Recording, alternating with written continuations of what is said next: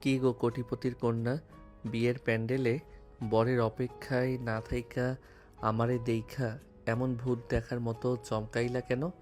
তাহসান, তুমি সত্যি এসেছো? আমার বিশ্বাস হচ্ছে না। বাবা তো পুরো বাড়ি পুলিশ আর বডিগার্ড দিয়ে ঘিরে রেখেছে। তুমি ভেতরে ঢুকলে কি করে? পুরান ঢাকার পোলা আমি, আমার লাইগা কোনো বডিগার্ডের দেয়াল ম্যাটার করে না জানো। তোমার ওই হবু বর আইফোন মার্কা সাইমন রে ডিগাইয়া আমি তোমারে লইয়া যাইতে আইছি। কিন্তু তাহসান, আমার খুব ভয় করছে। যদি আমরা ধরা পড়ে যাই, বাবা কিন্তু তোমাকে আস্ত রাখবে না। দূর বেটি, ভয়ের কি আছে? তোমার এই লাল বেনারসিতে তোমারে যা মারাত্মক লাগতেছে না, আমার তো এখনই মন চাইতেছে কাজী ডাইকা কবুল বইলা ফেলি। কিন্তু সময় নাই, এখন আমাগো জানালার কাজ দিয়া উইরা পালাইতে হইব। তুমি সব সময় ফাজলামি করো। এই গয়না আর ভারী শাড়ি পরে আমি জানালা দিয়ে নামবো কি করে? শোনো রাইসা বেগম, প্রেম যখন করছো পুরান ঢাকার এক চ্যাংড়া পোলার লগে, তখন একটু তো রিস্ক নিতেই হইব। এই নাও, তোমার ওই হীরের নেকলেস আর কানের দুলগুলো খুইল্লা আমার পকেটে রাখো। ওজনে হালকা হও আগে। হাত কাঁপছে আমার। তুমি খুলে দাও না প্লিজ। নিঝুম রাতের নিস্তব্ধতা ভেঙে একটা অভিজাত ফ্ল্যাটের 3 তলার সাজানো ঘরে তখন চাপা উত্তেজনার পারদ চড়চড় করে উপরে উঠছে। চারিদিকে বিয়ের সানাইয়ের সুর বাজছে ঠিকই, কিন্তু কনের সাজে বসে থাকা রাইসার মনের ভেতর তখন চলছে কালবৈশাখী ঝড়। পরনে লাল বেনারসি, গা ভর্তি গয়না, আর চোখে মুখে রাজ্যের আতঙ্ক। ঠিক তখনই জানালার কাঁচ গলে ঘরের ভেতর নিঃশব্দে ল্যান্ড করলো তাহসান। তার পরনে একটা জিন্স আর টি শার্ট, পায়ে স্নিকার্স। তাহসানের ঠোঁটের কোণে সেই চিরচেনা ফাজিল মার্কা হাসি। রাইসা চমকে উঠে নিজের মুখ চেপে ধরল। তাহসান ড্যাম কেয়ার স্টাইলে নিজের জ্যাকেটটা ঠিক করে রাইসার দিকে এগিয়ে গেল। তাহসান রাইসার খুব কাছে এগিয়ে গেল। তার কাঁপা কাঁপা হাত দুটো রাইসার গলার ভারী নেকলেসের লকটাই ঠেকল। স্পর্শটা লাগতেই রাইসার সারা শরীরে এক অদ্ভুত শিহরণ বয়ে গেল। তাহসান খুব আলতো করে নেকলেসটা খুলে নিজের পকেটে পুরল। রাইসার চোখের দিকে তাকিয়ে তাহসানের মুখের ফাজিল ভাবটা 1 সেকেন্ডের জন্য মিলিয়ে গেল। সেখানে এক গভীর মায়া ফুটে উঠল। তাহসান রাইসার কপালে নিজের হাতটা ছোঁয়ালো। একদম চিন্তা কইরো না রাইসা, যতক্ষণ এই তাহসানের শ্বাসের শেষ বিন্দু আছে, তোমারে ওই আইফোন সাইমনের হাতে আমি পড়তে দিব না। তুমি জাস্ট আমার হাতটা শক্ত কইরা ধইরা রাখো। আমি তোমাকে বিশ্বাস করি তাহসান। সারা জীবন এভাবেই থেকো। ঠিক তখনই ঘরের দরজার বাইরে হুলস্থুল আওয়াজ শোনা গেল। অনেক মানুষের পায়ের আওয়াজ আর চেঁচামেচিতে পুরো করিডোর কেঁপে উঠল। তাহসান আর রাইসা দুজনেই দরজার দিকে তাকালো। বাইরে রাইসার বাবা গফুর সাহেব, হবুবর সাইমন আর রাইসার খালা শাইলা বেগম দাঁড়িয়ে চিৎকার করছেন। সাইমন বাবা, তুমি একটু শান্ত হও। রাইসা হয়তো ভেতরে মেকআপ ঠিক করছে। মেয়ে মানুষের সাজগোজ করতে একটু সময় লাগে। কিন্তু আঙ্কেল, 15 মিনিট ধরে দরজা বন্ধ কেন? ভিতরে কোনো সারা শব্দ নেই। আমার কেমন জানি সন্দেহ হচ্ছে ওই পুরান ঢাকায় ফালতু ছেলেটা আবার কোনো ঝামেলা করছে না তো? আরে সাইমন, তুমিও যেমন। রাইসা তো লক্ষ্মী মেয়ে, ও কখনো এই চ্যাংড়া ছেলের সাথে পালাবে না। আমি এখনই ডাকছি। রাইসা, ও রাইসা, দরজা খোল তো মা, বরের তর সইছে না। আঙ্কেল, আমি আর অপেক্ষা করতে পারছি না। বডিগার্ডদের বলুন দরজা ভেঙে ফেলতে। আমার সিক্স সেন্স বলছে ভেতরে কিছু একটা গড়বড় আছে। বডিগার্ড, জলদি এসো। দরজাটা এক ধাক্কায় ভেঙে ফেলো তো। আমার মেয়ের যদি কিছু হয়, তোমাদের চাকরি আজই শেষ। বাইরে যখন দরজা ভাঙার তোড়জোড় চলছে, ঠিক তখন ঘরের ভেতরে তাহসান জানালার পর্দাটা ছিঁড়ে একটা শক্ত দড়ির মতো বানালো। সে জানালার গ্রিল গলে নিচে ঝুলিয়ে দিল ওটা। নিচে একটা মস্ত বড় আম গাছ, যার ডালপালা জানালার একদম কাছাকাছি চলে এসেছে। তাহসান রাইসার হাত ধরে টান দিল। জানো, বাইরে তো সাইমন মিয়া দরজা ভাঙার কসরত করতেছে। আমরা আর 1 সেকেন্ড থাকলে আমাকে বাসর ঘর এই রুমেই হইয়া যাইব, তবে পাবলিকের সামনে। জলদি এই পর্দা ধইরা নিচে নামো। আমি পারবো না তাহসান। নিচে তাকালে আমার মাথা ঘুরছে। পারতে হইব রাইসা। 1 2 3 বইলা লাভ দাও, ডালটা ধরো। তাহসান রাইসাকে কোমর ধরে জানালার বাইরে ঠেলে দিল। রাইসা ভয়ে চোখ বন্ধ করে জানালার পাশের আম গাছের মস্ত বড় ঢালটা আঁকড়ে ধরল। তার বেনারসি শাড়ির আঁচলটা গাছের ডালে আটকে চড়চড় করে ছিঁড়ে গেল। রাইসা নিচে তাকাতেই দেখলো তাহসান ইতিমধ্যেই বানরের মতো চটপট করে নিচে নেমে দাঁড়িয়ে আছে আর তাকে ধরার জন্য হাত বাড়িয়ে দিয়েছে। নিচে ছাইরা দাও রাইসা, আমি আছি তো। পড়লে আমার উপর পড়বা। তোমার সাইজ ছোট, আমার হাড্ডি ভাঙবো না। রাইসা চোখ বন্ধ করে ডাল ছেড়ে দিল। সে সরাসরি এসে পড়ল তাহসানের বুকের উপর। তাহসান তাকে সামলাতে না পেরে পেছনের কাঁথার স্তূপের উপর ধপাস করে পড়ে গেল। রাইসার দামি বেনারসি আর তাহসানের টি শার্ট এখন পুরোটাই কাদায় মাখামাখি। ঠিক সেই মুহূর্তে 3 তলার ঘরের দরজা ভেঙে ভেতরে ঢুকলো গফুর সাহেব আর সাইমন। তারা জানালা দিয়ে নিচে তাকাতেই তাহসান আর রাইসাকে দেখতে পেল। ওরে শয়তান, ওই যে নিচে রাইসা ওই চোরের সাথে পালিয়ে যাচ্ছে। বডিগার্ডদের জলদি ছোট, ওদের ধরে ফেলো। সবার ইজ্জত সব শেষ। রাইসা, তুই ওই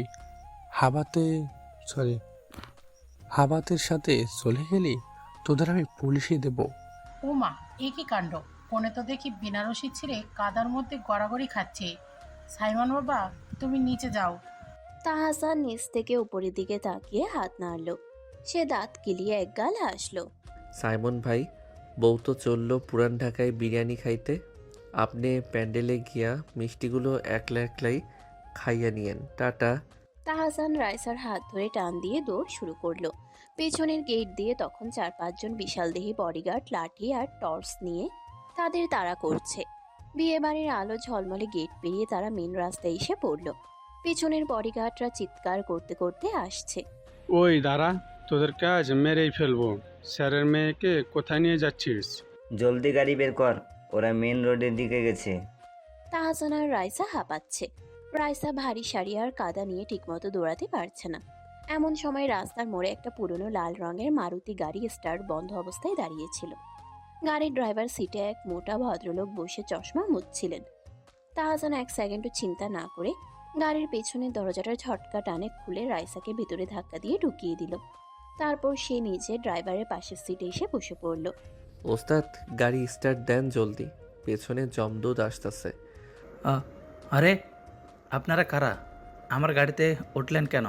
নামুন বলছি। তাহসান পকেট থেকে একটা বড় ছুরি বের করে ড্রাইভারের পেটের কাছে ধরে। ওস্তাদ, ফালতু কথা কম কন। যান বাঁচাইতে চাইলে এক্সেলেটরে চাপ দেন, না হলে আপনার এই ভুঁড়ি আজ এখানেই পাংচার কইরা দিব। ওরে বাবারে, ডাকাত বাঁচাও! ঠিক আছে ভাই, গাড়ি চালাচ্ছি, ছুরিটা সরান। গাড়িটা এক ঝটকা স্টার্ট নিয়ে বিকট শব্দ করে ধোঁয়া উড়িয়ে টান দিল। বডিগার্ডরা গাড়ির পেছনে ছুটেও ধরতে পারলো না। তারা রাস্তার মাঝখানে দাঁড়িয়ে হাঁপাতে লাগলো আর রাগে লাথি মারতে লাগলো বাতাসে।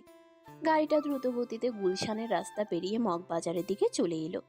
গাড়ির ভেতরে রাইসা পেছনের সিটে বসে কাঁপছে আর নিজের ছেঁড়া শাড়িটা ঠিক করার চেষ্টা করছে। তাহসান ড্রাইভারের দিকে তাকিয়ে ছুরিটা পকেটে রেখে আবার হাসলো। ওস্তাদ, আপনার ড্রাইভিং তো হেব্বি, জাস্ট ফাটাফাটি।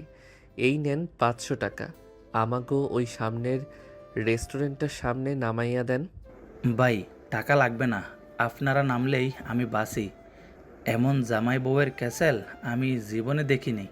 গাড়িটা একটা বড় চাইনিজ রেস্টুরেন্টের সামনে এসে থামলো। তাহসান আর রাইসা গাড়ি থেকে নেমে পড়ল। রেস্টুরেন্টের ঝলমলে আলো নিচে এসে রাইসা নিজেকে দেখল। তার বেনারসি ছেঁড়া, সারা গায়ে কাদা, চুলগুলো উস্কো খুস্কো, কিন্তু তার চোখে এখন এক অদ্ভুত এক্সাইটমেন্ট। সে এক বড় বিপদ থেকে বেঁচে এসেছে। কিন্তু পরক্ষণেই তার মনে হলো তার বাবার কথা, তার সাজানো জীবনের কথা। সে একটু চিন্তিত হয়ে পড়ল। তাহসান, আমরা তো চলে এলাম, কিন্তু বাবা যদি পুলিশে খবর দেয়? আমার খুব টেনশন হচ্ছে, বাড়ির জন্য খারাপও লাগছে একটু। আরে জানো গফুর সাহেব, নিজের ইজ্জতের ভয়ে পুলিশে দেব না, আর দিলেও এই তাহসান থাকতে তোমার কোনো ক্ষতি হইতে দিব না। তুমি জাস্ট রিল্যাক্স করো। এখন বলো, তোমার এই কোটিপতির পেটে কি ইঁদুর দৌড়াদৌড়ি করতেছে না? হ্যাঁ তাহসান, খুব ক্ষুধা লেগেছে। সকাল থেকে বিয়েবাড়ির ধকল, কিচ্ছু খাওয়া হয়নি। চলো তাইলে আজ এই রেস্টুরেন্ট উড়াইয়া খাই, বিলের চিন্তা পরে, আগে পেট পূজা। তারা দুজনে রেস্টুরেন্টের ভেতরে ঢুকলো। রেস্টুরেন্টের ওয়েটাররা তাদের এই কাদামাখা পোশাক আর অদ্ভুত সাজ দেখে ভ্রুকুচকে তাকালো, কিন্তু তাহসানের দাপুটে চাহনি দেখে কেউ কিছু বলার সাহস পেল না। তারা একটা কর্নারের টেবিলে গিয়ে বসলো। তাহসান মেনু কার্ডটা হাতে নিয়ে খুব ভাব দেখালো। ওই মিয়া শোনো, একটা full plate chicken fried rice, সাথে চিলি চিকেন, আর বড় দেখে একটা কোল্ড ড্রিঙ্কস লইয়া আও। জলদি করবা, আমার বউয়ের পেটে খিদার চোটে আগুন জ্বলতাছে। জি স্যার, এখনই আনছি। আর কিছু লাগবে? আপাতত এইটাই আনো, পরে লাগলে জানামো। কিছুক্ষণের মধ্যেই খাবার টেবিলে চলে এলো। রাইসা আর কোনো ভদ্রতা বা টেবিল ম্যানার্সের তোয়াক্কা করলো না। সে চামচটা একপাশে সরিয়ে রেখে হাত দিয়েই ফ্রাইড রাইস আর চিলি চিকেন মাখিয়ে বড় বড় লোকমা মুখে তুলতে লাগলো। তার গালে কাদা আর সসের দাগ লেগে একাকার হয়ে গেল। সে এত হাস্যকর আর অদ্ভুতভাবে খাচ্ছিল যে পাশের টেবিলের একজন তাদের দিকে তাকিয়ে হাসছিল। তাহসান চুপচাপ বসে রাইসার খাওয়া দেখছিল আর মনে মনে এক কুটিল ফোন দিয়ে আটছিল। ওফ তাহসান, এত টেস্ট কেন এই খাবারের? খিদে লাগলে সস্তা খাবারও এত ভালো লাগে, আগে জানতাম না। তুমি খাচ্ছ না কেন? তুমি খাও, জানো তোমার খাওয়ার দেখাই আমার পেট ভইরা যাইতাছে। কোটিপতির মাইয়া যে এমনে গ্রো গাছে গিলতে পারে তা আজ প্রথম দেখলাম। ধুর, পচিও না তো। আমি সত্যিই খুব ক্ষুধার্ত ছিলাম। খেল খতম হতেই ওয়েটার এসে টেবিল পরিষ্কার করলো এবং খুব বিনীতভাবে একটা প্লাস্টিকের ফোল্ডারে বিলটা এনে তাহসানের সামনে রাখলো। তাহসান বিলের কাগজটা দেখলো, সেখানে লেখা 5,200 টাকা। তাহসান বিলটা দেখে একগাল হাসলো, তারপর ওটা রাইসার দিকে ঠেলে দিল। জানো, বিলটা এবার দিয়া দাও। 5,200 টাকা মাত্র। তোমার কাছে তো পকেট মানি হিসাবে এইটা কিছুই না। তাহসান, খুব ভালো মজা করছো। আমার ব্যাগ পার্স সব তো ওই রুমে ফেলে এসেছি। আমি টাকা দেব কি করে? তুমি দাও এবার।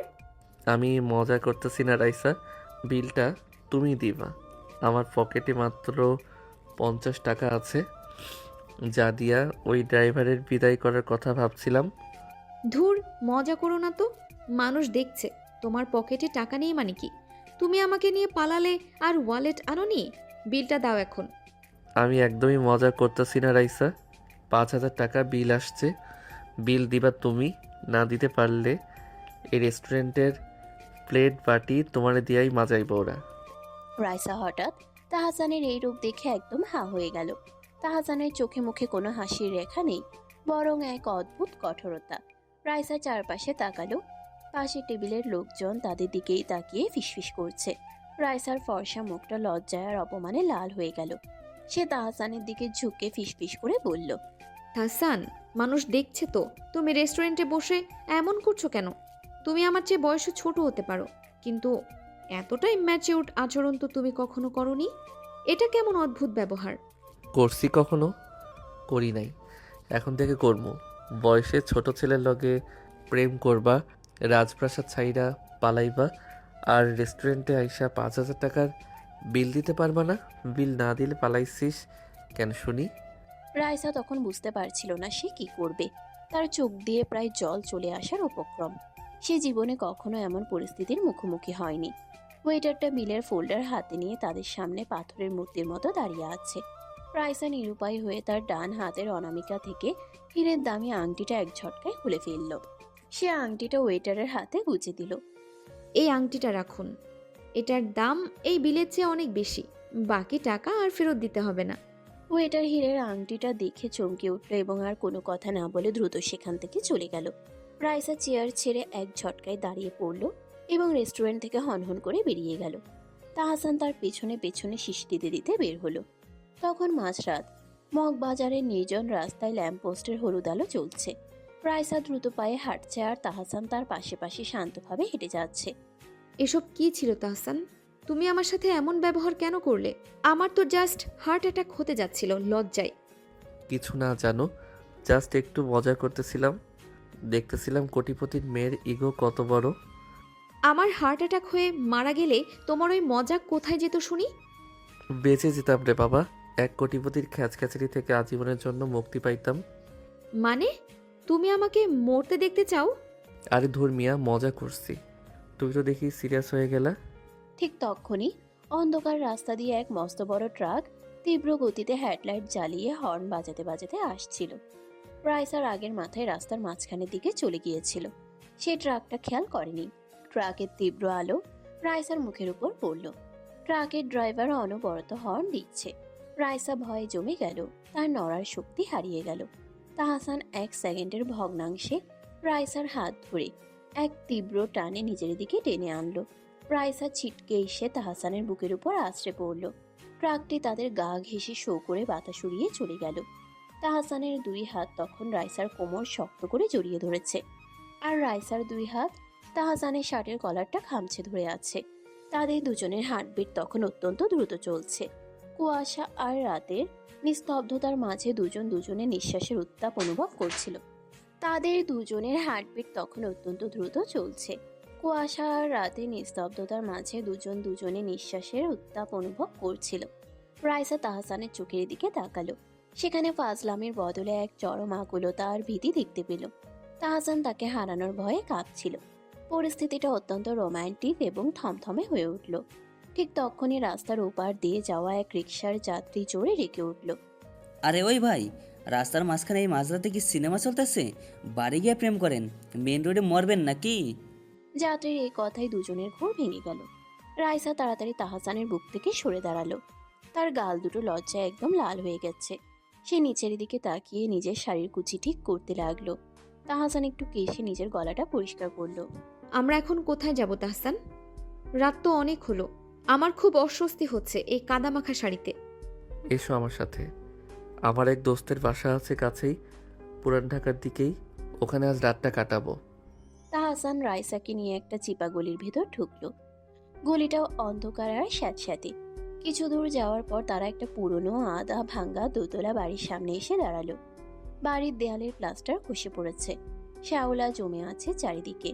রাইসা বাড়িটা দেখে মনে মনে খুব বিরক্ত হলো। তার মতো কোটিপতির মেয়ে কখনো এমন নোংরা আর ভাঙ্গা জায়গায় পা রাখেনি। তার গা ঘিনঘিন করতে লাগলো, কিন্তু সে তাহসানকে কিছু বুঝতে দিল না, চুপচাপ রইল। তাহসান রাইসার মুখের অভিব্যক্তি দেখে মনে মনে খুব মজা পাচ্ছিল। তাহসান দরজায় টোকা দিল। কিছুক্ষণ পর দরজা খুলল তাহসানের বন্ধু রনি। রনির পরনে লুঙ্গি আর গায়ে একটা ফতোয়া। তার পেছনে তার বউ সুমি দাঁড়িয়েছিল। রনি তাহসান আর রাইসাকে কাদা আর বেনারসি পরা অবস্থায় দেখে আকাশ থেকে পড়ল। ওরে শয়তানের হাড্ডি তাহসান, এ কি অবস্থা তোদের? তুই কি সত্যি সত্যি গফুর সাহেবের মেয়েকে তুলে নিয়ে চলে এলি নাকি? ভাবি, আপনার এই অবস্থা কেন? আসুন আসুন, ভেতরে আসুন। বেনারসিটার তো 12টা বেজে গেছে। দোস্ত, গফুর সাহেবের বডিগার্ডরা পেছনের দিক দিয়ে তাড়া করছিল, একটু কুস্তি লড়তে হইছে। আজ রাতটা তোর এখানে আশ্রয় দে। আরে বলিস কি, আয় ভেতরে আয়। সুমি, ওদের জন্য একটু হাত মুখ ধোয়ার পানি দাও, আর ঘরে যা খাবার আছে গরম করো। তারা ভেতরে ঢুকলো। ঘরটা ছোট কিন্তু গোছানো। সুমি রাইসাকে একটা সাধারণ সুতির শাড়ি দিল পরার জন্য। রাইসা বাথরুমে গিয়ে হাত মুখ ধুয়ে সেই শাড়িটা পরল। শাড়িটা খসখসে হলেও এই মুহূর্তে বেনারসির চেয়ে অনেক আরামদায়ক। এরপর তারা সবাই মিলে ছোট ডাইনিং টেবিলে খেতে বসলো। সুমি রাতের বাসি ঢাল আর আলু ভর্তা গরম করে এনেছে। তাহসান, তুই তো বড় লোকের মেয়েকে নিয়ে এলি, কিন্তু আমাদের এই গরিবের ডাল ভাত খাবি, খেতে পারবে তো? হ্যাঁ ভাবি, কিছু মনে করবেন না। আমাদের ঘরে আর ভালো কিছু ছিল না এই মাঝরাতে। না না সুমি আপু, ঠিক আছে, আমার কোনো সমস্যা নেই। তাহসান ভর্তা দিয়ে ভাত মাখাতে মাখাতে বলে। রনি, তোর ভাবিজান তো একটু আগে রেস্টুরেন্টে 5,000 টাকার ফ্রাইড রাইস একলাই গিলছে। এই ডাল ভাত ওনার পেটের কোনো কোনায় জায়গা পাবে না। রাইসা তাহসানের দিকে এক তীব্র রাগী চাহনি দিল। সে খাওয়া শেষ করে চুপচাপ বসে রইল। খাওয়া দাওয়া শেষ হলে ঘুমানোর সময় এলো। রনি তাদের একটা ছোট রুম দেখিয়ে দিল, যেখানে একটা সাধারণ কাঠের খাট পাতা আছে। দোস্ত, তোরা এই রুমেই থাক, আমরা পাশের রুমে আছি। কোনো সমস্যা হলে ডাকিস। ঠিক আছে রনি, কিন্তু শোন, আমরা আজ আলাদা রুমে শোবো। রাইসা এই রুমে থাকবে, আর আমি তোর সাথে ড্রয়িং রুমের সোফায় শোবো। না তাহসান, আমি একাই এই রুমে থাকতে পারবো না। আমার খুব ভয় করবে। তুমি এখানেই থাকো। আমাদের তো এখনো বিয়ে হয়নি রাইসা। বিয়ে ছাড়া আমরা একসাথে একই রুমে কেন থাকবো? সমাজ কি বলবে? তোমার ইজ্জত বড় নাকি আমার সোফায় শোয়া বড়? বিয়ে হোক, তারপর একসাথে থাকা যাবে। তাহসান রাইসার কোনো কথা না শুনেই ঘর থেকে বেরিয়ে গেল এবং রনিকে নিয়ে ড্রয়িং রুমের দিকে চলে গেল। রাইসা দরজার কাছে দাঁড়িয়ে হা করে তাকিয়ে রইল। তার মনে হলো তাহসানের আচরণ কেমন জানি অদ্ভুত এবং রহস্যময়। সে কখনো তাহসানকে এতটা নীতিবান বা গম্ভীর হতে দেখেনি। সে পুরান ঢাকার ছেলে, সবসময় দুষ্টামি ফাজলামি তার আসল ক্যারেক্টার, অথচ আজ সে এক বড় সাধু সেজে অন্য রুমে চলে গেল। রাইসা ঘরের দরজাটা ভিতর থেকে লক করে দিল। রুমটা খুব ছোট, দেয়ালে একটা পুরনো ফ্যান ঘুরছে ক্যাচর ক্যাচর শব্দ করে। জানালার বাইরে একটা আম গাছের পাতা বাতাসে নড়ছে, যার ছায়া দেয়ালে পড়ে এক ভয়ঙ্কর ভূতের মতো আকৃতি তৈরি করছে। রাইসা বিছানায় শুয়ে পড়ল, কিন্তু তার চোখে ঘুম নেই। তার খুব ভয় করতে লাগলো। প্রতিটা ছোট শব্দে সে চমকে উঠছিল। হঠাৎ জানালার বাইরে একটা বিড়াল বিকট শব্দে ডেকে উঠল, আর একটা বড় ছায়া জানালার কাচের উপর এসে পড়ল। রাইসা আর নিজের ভয় ধরে রাখতে পারল না। সে বিছানা থেকে লাফিয়ে উঠে এক তীব্র চিৎকার দিল। ওরে বাবারে, বাঁচাও! তাহসান, জলদি এসো, ভূত!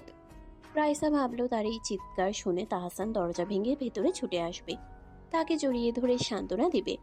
সে দরজার দিকে তাকিয়ে রইল বুক ধরফরানি নিয়ে। 1 মিনিট গেল, 2 মিনিট গেল, 5 মিনিট কেটে গেল, কিন্তু ড্রয়িং রুম থেকে কোনো সারা শব্দ এলো না। তাহসান তো দূরের কথা, রনি বা সুমিও কেউ এলো না। পুরো বাড়ি নিঝুম নিস্তব্ধ। রাইসা দরজার কাছে গিয়ে কান পাতল। সে শুনতে পেল ড্রয়িং রুম থেকে তাহসানের জোরে জোরে নাক ডাকার আওয়াজ আসছে। সে এত বড় চিৎকার দিল, অথচ তাহসান শান্তিতে নাক ডেকে ঘুমাচ্ছে। রাইসা দরজায় পিঠ ঠেকিয়ে মেঝেতে বসে পড়ল। তার মনে এক চরম বিস্ময় আর রাগ দানা বাঁধতে লাগলো। এই ফাজিল ছেলেটা তাকে নিয়ে পালিয়ে এসে এখন নিজের মতো ঘুমাচ্ছে, আর তাকে এই অচেনা ভাঙা ঘরে ভয়ের মুখে ফেলে রেখেছে। রাইসা মনে মনে বলল, তাহসান, তুমি কাল সকালে ঘুম থেকে ওঠো। তোমার এই অদ্ভুত আচরণের মজা আমি তোমাকে বোঝাচ্ছি। ভোরের আলো ফুটতেই রনের পুরনো ভাঙা বাড়ির জানালা দিয়ে ছুঁয়ে পড়া সোনালি রোদ্দুর রাইসার মুখের উপর এসে পড়ল। সারা রাতের ভয় আর আতঙ্কের ক্লান্তি শেষে সে কখন যে চোখ বুঝেছিল নিজেই জানে না। ধরফর করে বিছানায় উঠে বসে সে দেখল ঘরটা একদম শান্ত। দরজা খুলে বাইরে আসতেই একটা চমৎকার সুগন্ধ তার নাকে এলো। ডাইনিং টেবিলে রনি আর সুমি বসে আছে, আর তাহসান একটা খবরের কাগজ উল্টে পাল্টে দেখছে। তার মুখে সেই একই রকম উদাসীন ভাব। আসুন ভাবি, বসুন। গরম গরম খিচুড়ি আর ডিম ভাজি করেছি। কাল রাতে তো ঠিকমতো খাওয়াই হলো না আপনার। হ্যাঁ রে রাইসা, মুখ হাত ধুয়ে নাও। তাহসান তো সকাল থেকে একদম চুপচাপ, কি যে ভাবছে ওই জানে। ভাবুম আবার কি, খিদের চোটে পেটের ভিতর বিশ্বযুদ্ধ চলতেছে। জানু, জলদি বসো, খিচুড়ি ঠান্ডা হইলে ভালো লাগবো না। রাইসা হাত মুখ ধুয়ে টেবিলে এসে বসলো। খিচুড়ির প্লেটটা সামনে নিতেই সে তাহসানের দিকে তাকালো। তাহসান খুব স্বাভাবিকভাবে খাচ্ছে, যেন কাল রাতের কোনো ঘটনাই ঘটেনি। রাইসা চামচটা নাড়াচাড়া করতে করতে একটু গম্ভীর গলায় বলল, তাহসান, এখন তো সকাল হয়ে গেছে। এবার বলো, আমরা কখন বিয়ে করব? আমি আর দেরি করতে চাই না, আজই কাজী অফিসে যাব। এত তারা কিসের রাইসা বেগম? বিয়ে তো হইবই, একটু জিরাও, রিল্যাক্স করো। মাত্র তো পালাইয়া আসলা, এখনই কাজী অফিসের লাইগা লাফাইতেছ কেন? আরে তাহসান, মেয়েটা ঠিকই বলছে। বিয়েটা হয়ে গেলে অন্তত একটা আইনি ভিত্তি থাকে। গফুর সাহেব তখন আর চাইলেও কিছু করতে পারবে না। হ্যাঁ ভাবি, চলো আমরা। হ্যাঁ ভাইয়া, চলো আমরা সবাই একসাথে যাই। আমি আর রনিও তোমাদের সাথে যাব, সাক্ষী লাগবে তো। আচ্ছা বাবা, আচ্ছা। তোমরা যখন এত ধরাধরি করতেছ, তখন আজই শুভ কাজটা সাইরা ফেলি। রনি, তোর এলাকার কাজী সাহেবরে একটা ফোন দে। নাস্তা শেষ করে তারা চারজন রনির বাসা থেকে বের হলো। ঢাকার চিপা গলি পেরিয়ে মেন রাস্তায় এসে একটা রিক্সা নিল। রাইসা আর তাহসান একটা রিক্সায়, আর রনি সুমি আরেকটায়। কিছুক্ষণের মধ্যেই তারা এলাকার পুরনো কাজী অফিসের সামনে এসে পৌঁছালো। অফিসের ভেতরে তখন কাজী সাহেব বড় একটা খাতা খুলে চশমা চোখে দিয়ে বসে আছেন। তাহসানের চেনা আরো 2টি মেয়ে যারা রনির প্রতিবেশী, তারাও সেখানে সাক্ষী হিসেবে আগে থেকেই উপস্থিত ছিল। তা বাবা, তোমরা তো পালিয়ে এসেছো বুঝলাম। বয়স ঠিক আছে তো দুজনের? খাতাপত্র সব ঠিক আছে? হ্যাঁ কাজী সাহেব, সব ঠিক আছে। এই যে আইডি কার্ডের কপি, আপনি বিয়ে পড়ানো শুরু করুন। ভাবি কিন্তু দেখতে দারুণ। তাহসান ভাই, এমন করে কই থেকে ধইরে আনলেন? আমাদের তো দাওয়াতও দিলেন না। আরে ধুর, দাওয়াত দিলে কি আর পালানো যায়? কাজী সাহেব জলদি করেন, মিষ্টি কিন্তু আমরা ডাবল খামু। কাজী সাহেব খাতার পাতা উল্টে রাইসার দিকে তাকালেন। তারপর গম্ভীর গলায় বিয়ের নিয়ম কানুন বলতে শুরু করলেন। রাইসার বুকটা তখন দুরু দুরু কাঁপছিল। যখন কাজী সাহেব বললেন, বলুন মা কবুল। রাইসা এক মুহূর্ত তাহসানের দিকে তাকালো এবং খুব স্পষ্ট গলায় বলল, কবুল। এরপর তাহসানের পালা এলো। তাহসানও কোনো রকম দ্বিধা ছাড়াই বলে দিল। কবুল। খাতায় সই করার পর কাজী সাহেব মোনাজাত ধরলেন। অবশেষে আমি তোমার হলাম তাহসান, সব বাধা পেরিয়ে আমরা এক হলাম। বিয়ে সম্পন্ন হতেই রাইসার মুখে এক স্বর্গীয় হাসি ফুটে উঠল। সে এত বেশি খুশি ছিল যে তার জীবনের সব ভয় এক নিমিষে উধাও হয়ে গেল। কাজী অফিস থেকে বের হয়ে আসার সময় রাইসা প্রথমবার নিজে থেকে তাহসানের হাতটা শক্ত করে চেপে ধরল। তাহসান হাতটা শক্ত হতেই থমকে দাঁড়ালো। সে রাইসার দিকে তাকালো। রাইসার চোখে তখন আনন্দের অশ্রু। সে অনবরত বকবক করে যাচ্ছে আর হাঁটছে। জানো তাহসান, আমার না বিশ্বাসই হচ্ছে না আমরা এখন অফিসিয়ালি হাজব্যান্ড ওয়াইফ। বাবা এখন চাইলেও আমাদের আলাদা করতে পারবে না। আমরা একটা ছোট ঘর বাঁধবো, তুমি চাকরি করবে, আমি রান্না শিখব। কত সুন্দর হবে না আমাদের জীবনটা? তাহসান রাইসার দিকে তাকিয়ে রইল। রাইসা যত হাসছে আর বকবক করছে, তাহসানের চোখের চাউনি ততই বদলে যাচ্ছে। তার ঠোঁটের কোণে সেই ফাজিল হাসিটা একদম মিলিয়ে গেল। তার চোয়াল শক্ত হয়ে উঠল, চোখ দুটো পাথরের মতো কঠিন হয়ে গেল। রাইসা নিজের আনন্দের আতিশয্যে তাহসানের এই পরিবর্তন খেয়ালই করল না। তার চোয়াল শক্ত হয়ে উঠল, চোখ দুটো পাথরের মতো কঠিন হয়ে গেল। রাইসা নিজের আনন্দের আতিশয্যে তাহসানের এই পরিবর্তন খেয়ালই করল না। রনি, তোরা সুমিরে লইয়া বাড়ি যা, আমি আর রাইসা একটু ওদিক থেকে আসতাছি। আচ্ছা দোস্ত, সাবধানে থাকিস, কোনো দরকার হইলে ফোন দিস কিন্তু। ভাবি, আমরা বাসায় গিয়ে রান্নার ব্যবস্থা করছি, আপনারা ঘুরে আসুন। রনি আর সুমি চলে যাওয়ার পর তাহসান রাইসাকে নিয়ে হাঁটতে শুরু করলো। তারা হাঁটতে হাঁটতে মগবাজারের এক কোনায় রেল লাইনের পাশে একটা নিরিবিলি চেনা অচেনা জায়গায় এসে পৌঁছালো। জায়গাটা বেশ ফাঁকা। একটা বড় কৃষ্ণচূড়া গাছের নিচে একটা সিমেন্টের বেঞ্চ পাতা আছে। রাইসা তাহসানের হাত ধরে সেখানে বসলো। জায়গাটা খুব সুন্দর তো তাহসান, শান্ত নিঝুম। আমার আজ পৃথিবীর সবচেয়ে সুখী মানুষ মনে হচ্ছে নিজেকে। সুখী তো মনে হইবই রাইসা, তোমার মনে সব আশা তো পূরণ হইয়া গেল। তোমার কি আনন্দ হচ্ছে না তাহসান? তুমি এমন গম্ভীর হয়ে আছো কেন? একটু হাসো না প্লিজ। তাহসান কিছু বলল না, সে শুধু আকাশের দিকে তাকালো। ঠিক তখনই মেঘের ডাক শোনা গেল। আকাশটা হঠাৎ কালো হয়ে এলো এবং ঝুমঝুম করে বৃষ্টি শুরু হলো। বৃষ্টির বড় বড় ফোঁটা কৃষ্ণচূড়ার পাতা বেয়ে তাদের গায়ে পড়তে লাগলো। রাইসা বৃষ্টি দেখে আরো এক্সাইটেড হয়ে গেল। সে বেঞ্চ থেকে উঠে বৃষ্টির মধ্যে হাত বাড়িয়ে দিল। বৃষ্টির পানি তার মুখে চুলে লাগতেই সে খিলখিল করে হেসে উঠল। সে তাহসানের হাত ধরে টানলো। তাহসান এসো, বৃষ্টিতে ভিজবে এসো। আজ আমাদের বিয়ের দিন, এই বৃষ্টিটা আমাদের জন্যই এক বড় উপহার। তাহসান বৃষ্টির মধ্যে উঠে দাঁড়ালো। রাইসা তাকে জড়িয়ে ধরলো। বৃষ্টির জল তাদের দুজনকে ভিজিয়ে একাকার করে দিচ্ছিল। রাইসা তাহসানের বুকে মাথা রেখে চোখ বন্ধ করলো। সে ভাবলো এটা তাদের জীবনের সবচেয়ে রোমান্টিক মুহূর্ত। কিন্তু সে জানতো না এই বৃষ্টির জলের মতোই তার জীবনের সব সুখ এখন ধুয়ে মুছে শেষ হয়ে যেতে বসেছে। তাহসান হঠাৎ রাইসাকে নিজের বুক থেকে আলতো করে সরিয়ে দিল। সে রাস্তার মোড়ে দাঁড়িয়ে থাকা একটা খালি রিক্সা দেখে হাত তুলল। রিক্সাটা তাদের সামনে এসে থামলো। মামা, এই আপামনিরে লইয়া সোজা গুলশান 2 নম্বরে যাও, গফুর সাহেবের বাড়ির সামনে নামাইয়া দিবা। আচ্ছা মামা, ওঠেন, বৃষ্টি বাড়ছে, জলদি যাই। তাহসান রিক্সাওয়ালার দিকে তাকালো। তাহসান রাইসার হাত ধরে তাকে রিক্সায় বসিয়ে দিল। রাইসা অবাক হয়ে তাহসানের দিকে তাকালো। তার মাথা দিয়ে পানি ঝরছে। তাহসান, তুমি রিক্সায় উঠছো না কেন? তুমি আসবে না আমার সাথে? রিক্সায় জায়গা আছে তো, এসো। তাহসান রিক্সার হুডটা টেনে দেয়। না রাইসা, আমি যাবো না, তুমি একলাই যাবা। তুমি যাবে না মানে? আমরা তো রনির বাসায় ফিরবো, তুমি এমন করছো কেন? হ্যাঁ, আমি তোমার সাথে যাবো না, আর কোনোদিন তোমার সাথে থাকুমো না। তুমি তোমার বাপের বাড়ি ফিরা যাও। মামা, বৃষ্টি তো বেশি নামতেছে, যাবো না কি খারাপ, জলদি কর। রাইসা এক ঝটকায় রিক্সা থেকে নেমে পড়ল। সে বৃষ্টির মধ্যে রাস্তার মাঝখানে দাঁড়িয়ে তাহসানের কলার চেপে ধরল। তার চোখের পানি আর বৃষ্টির পানি একসাথে মিশে যাচ্ছে। তাহসান, এসব কি আজে বাজে কথা বলছো তুমি? আজ আমাদের বিয়ে হয়েছে আর তুমি আমাকে বাপের বাড়ি ফিরে যেতে বলছো? তুমি আমার সাথে থাকবে না মানে কি? আমাকে পরিষ্কার করে বলো। তাহসান রাইসার হাত দুটো নিজের কলার থেকে ঝটকা মেরে সরিয়ে দিল। তার চোখে এখন কোনো দয়া বা মায়া নেই, শুধু এক তীব্র হিংস্রতা আর ঘৃণা। পরিষ্কার কইরা শুনতে চাও রাইসা? তবে শোনো, মনে আছে ঋতুর কথা? নামটা চেনা চেনা লাগে। রাইসা নামটা শুনেই একদম থমকে গেল, তার মুখটা ফ্যাকাশে হয়ে গেল। সে স্তব্ধ হয়ে তাহসানের দিকে তাকিয়ে রইল। হ্যাঁ, হয়ে গেলা কেন? ঋতু ছিল আমার আপন ছোট বোন, আমার একমাত্র বোন। তোমার ওই লম্পট ভাই রাইহান আমার বোনটারে প্রেমের ফাঁদে ফালাইয়া শেষ কইরা দিছে। ওরে প্রেগনেন্ট বানাইয়া বিয়া করুম বইলা দিনের পর দিন ব্যবহার করছে। তারপর যখন আমার বোন বিয়ার কথা বলল, তোমার ভাই ওরে লাথি মাইরা বের কইরা দিল। বলল ওই বাচ্চা নাকি আমার বোনের অন্য কোনো কাস্টমারের।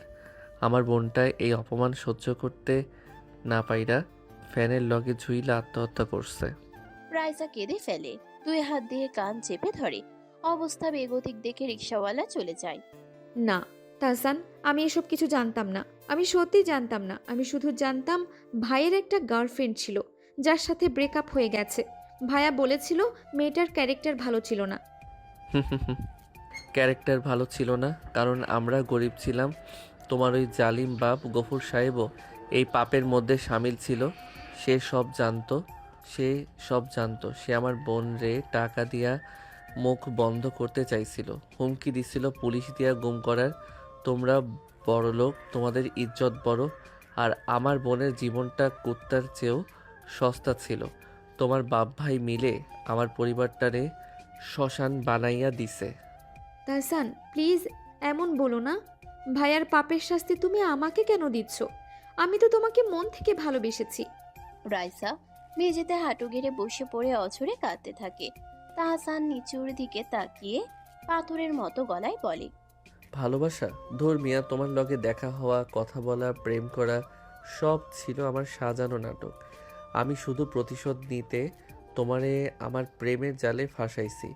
আমি দেখতে চাইছিলাম কোটিপতির মেয়ে যখন বিয়ার আসর থেকে এক হাবাতে পোলার লগে পালায়, তখন গফুর সাহেবের ইজ্জত কই যায়।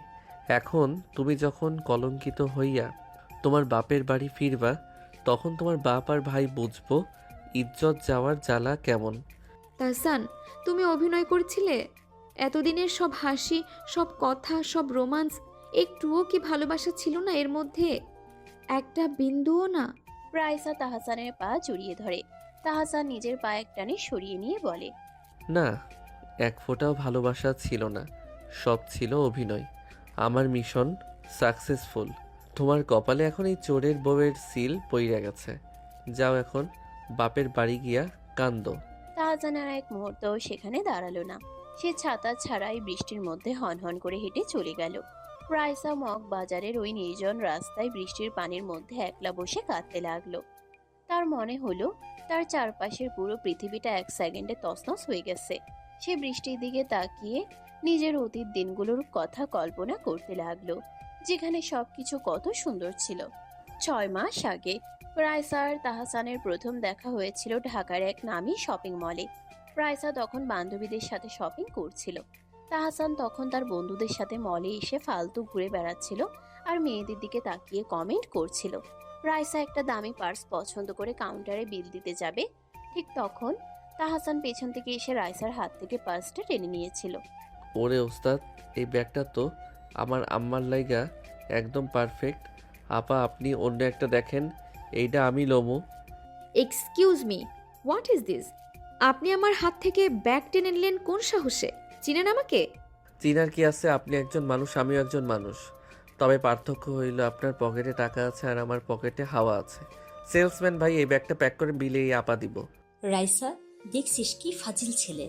চল সিকিউরিটি গার্ডকে ডাকি, একে মল থেকে ঘাড় ধরে বের করে দেবে। হা হা হা, সিকিউরিটি ডাকবেন? ডাকেন ডাকেন, ওগো লগে আমার ডেইলি মোলাকাত হয়। ওরা আমারে দেখলে স্যালুট মারে, কারণ আমি ওগো চায়ের পয়সা দিই।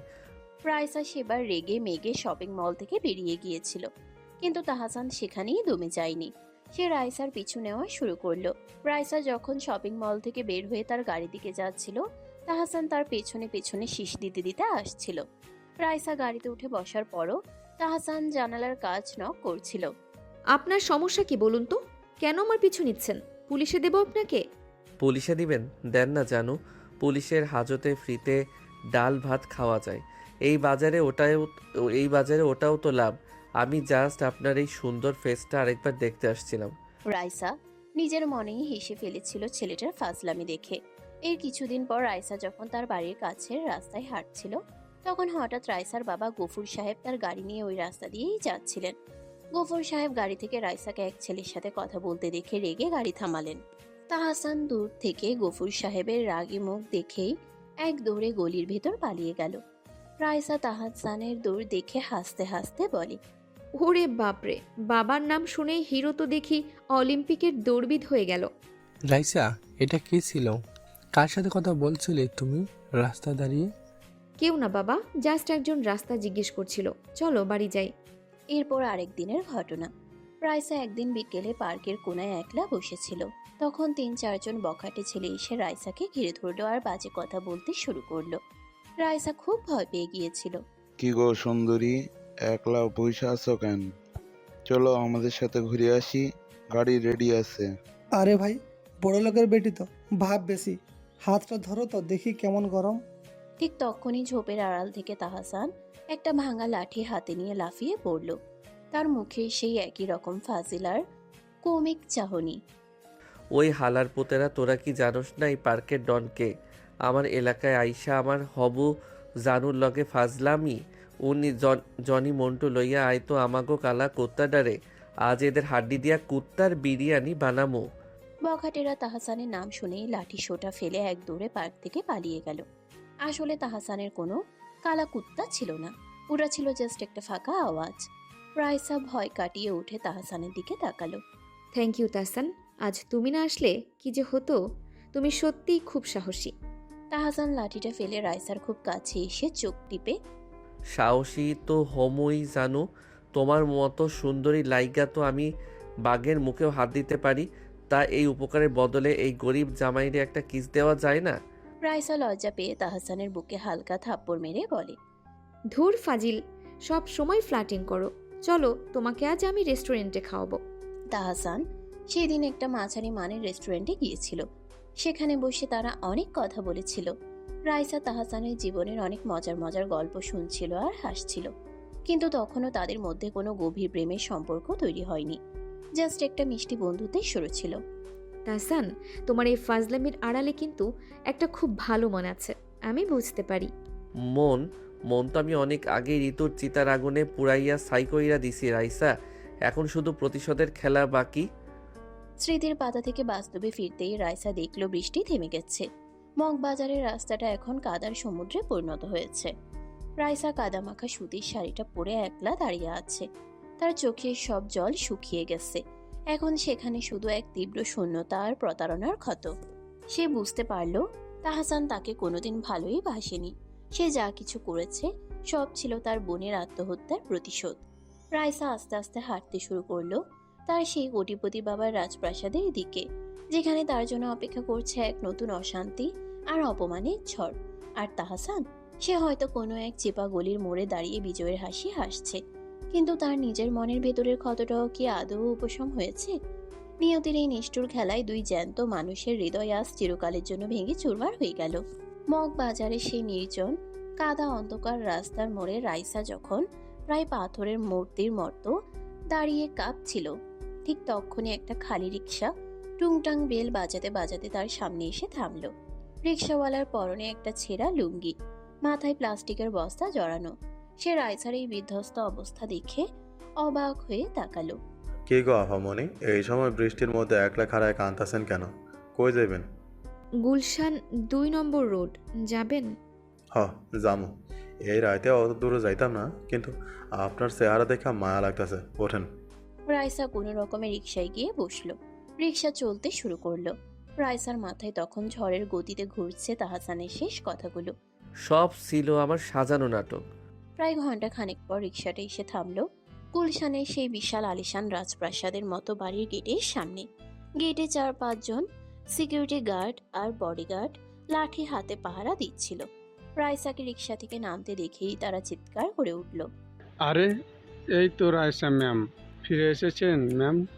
ম্যাম, আপনি এই অবস্থায়? আপনার শাড়ি গয়না কই? রিক্সায় কেন? স্যার তো পুরো ঢাকা শহর তোলপাড় করে ফেলছেন। রাইসা কোনো কথা না বলে সোজা বাড়ির ভিতরে ঢুকে গেল। বিশাল ড্রয়িং রুমে তখন থমথমে পরিবেশ। সোফায় বসে আছেন রাইসার বাবা গফুর সাহেব, হবু বর সাইমন, ভাই রায়হান আর ভাবি ফারহানা। রাইসাকে এই নোংরা সস্তা সুতির শাড়ি পরা আর উস্কো খুস্কো চুলে ঢুকতে দেখে গফুর সাহেব রাগে সোফা ছেড়ে দাঁড়িয়ে চিৎকার করে উঠলেন, রাইসা, কোন মুখে তুই এই বাড়িতে পা দিলি? বেনারসি ছিঁড়ে এই কাজের মেয়ের মতো কাপড় পরে কার সাথে পালিয়েছিলি তুই? আমাদের বংশে ইজ্জত তুই ড্রেনে ভাসিয়ে দিয়েছিস। আঙ্কেল, আমি তো আগেই বলেছিলাম আপনার মেয়ে ওই পুরান ঢাকার ছোট লোকের প্রেমে অন্ধ। দেখুন ওর অবস্থা, বিয়ের আসল থেকে পালিয়ে গিয়ে এখন ভিখারির মতো ফিরে এসেছে। ছি। রাইসা, তুই আমাদের মাথাটা একদম নিচু করে দিলি। ওই ফালতু ছেলেটা কোথায় এখন? তোকে এভাবে রাস্তায় ফেলে রেখে ও পালিয়ে গেল? তোকে কি ও বিয়ে করেনি? রাইসা এতক্ষণ চুপচাপ সবার অপমান শুনছিল, কিন্তু তার ভাইয়ের মুখ থেকে এই কথা শোনার সাথে সাথে তার ভেতরে সব কষ্ট আর রাগ একসাথে বিস্ফোরিত হলো। সে চোখ দুটো বড় বড় করে নিজের ভাইয়ের দিকে তাকালো এবং পুরো ড্রয়িং রুম কাঁপিয়ে চিৎকার করে উঠল, চুপ করো তোমরা, একদম চুপ করো। তোমরা নিজেরা কতটা নোংরা, কতটা পাপী সেটা কি একবারও আয়নায় দেখেছো? আজ আমার এই অবস্থার জন্য দায়ী শুধু তোমরা। তোমাদের ওই কুৎসিত অতীতের জন্য আজ আমার এই দশা হয়েছে। গফুর সাহেব টেবিলে থাপ্পড় মারে। রাইসা, নিজের বাবা আর ভাইয়ের সাথে কিভাবে কথা বলতে হয় তুই ভুলে গেছিস? আমরা তো পাপী মানে কি? হ্যাঁ, তোমরা পাপী। রায়হান ভাইয়া, তুমি ঋতু নামের একটা মেয়েকে চেনো না? পুরান ঢাকার সেই নিরীহ মেয়েটা যাকে তুমি ভালোবাসার নাটক করে প্রেগনেন্ট বানিয়েছিলে, বিয়ে করবে বলে তার জীবনটা ধ্বংস করে দিয়েছো। রায়হান রাইসার মুখ থেকে ঋতু নামটা শোনার সাথে সাথে একদম জমে গেল। তার মুখে সব রং উড়ে গেল। সে সোফা থেকে উঠে দাঁড়িয়ে আমতা আমতা করতে লাগলো। রাইসা, তুই এসব কি আজে বাজে কথা বলছিস? আমি তো কাউকে চিনি না। তুই বানিয়ে বানিয়ে মিথ্যা গল্প বলছিস। মিথ্যা নয় ভাইয়া, ওই ঋতু ছিল তাহসানের আপন ছোট বোন। তোমরা যাকে গরিব বলে লাথি মেরে বের করে দিয়েছিলে, অপমান সইতে না পেরে যে মেয়েটা গলায় দড়ি দিয়ে আত্মহত্যা করেছে, তাহসান আমাকে ভালোবাসেনি। সে তার ছোট বোনের আত্মহত্যার প্রতিশোধ নিতে আমার সাথে প্রেমের নাটক করেছে। আমাকে বিয়ের আসর থেকে পালিয়ে নিয়ে আজ অফিসিয়ালি বিয়ে করেছে। তারপর মাঝ রাস্তায় কলঙ্কিত করে ছুঁড়ে ফেলে দিয়ে এসেছে। তার বোনের সাথে তোমরা যে অন্যায় করেছো সেটার প্রতিশোধ আজ সে আমার উপর নিয়েছে। রায়হানের ভাবলেশীন মুখটা এবার অপরাধবোধ আর ভয়ে নীল হয়ে গেল। সে আর একটা শব্দ উচ্চারণ করতে পারল না। মাথা নিচু করে সে সোফায় ধপাস করে বসে পড়ল। গফুর সাহেবও ভেতরে ভেতরে কাঁপতে লাগলেন, কারণ তিনিও এই পাপের কথা জানতেন। কিন্তু নিজের অহংকার ধরে রাখতে তিনি আবার ধমক দিলেন, অনেক হয়েছে।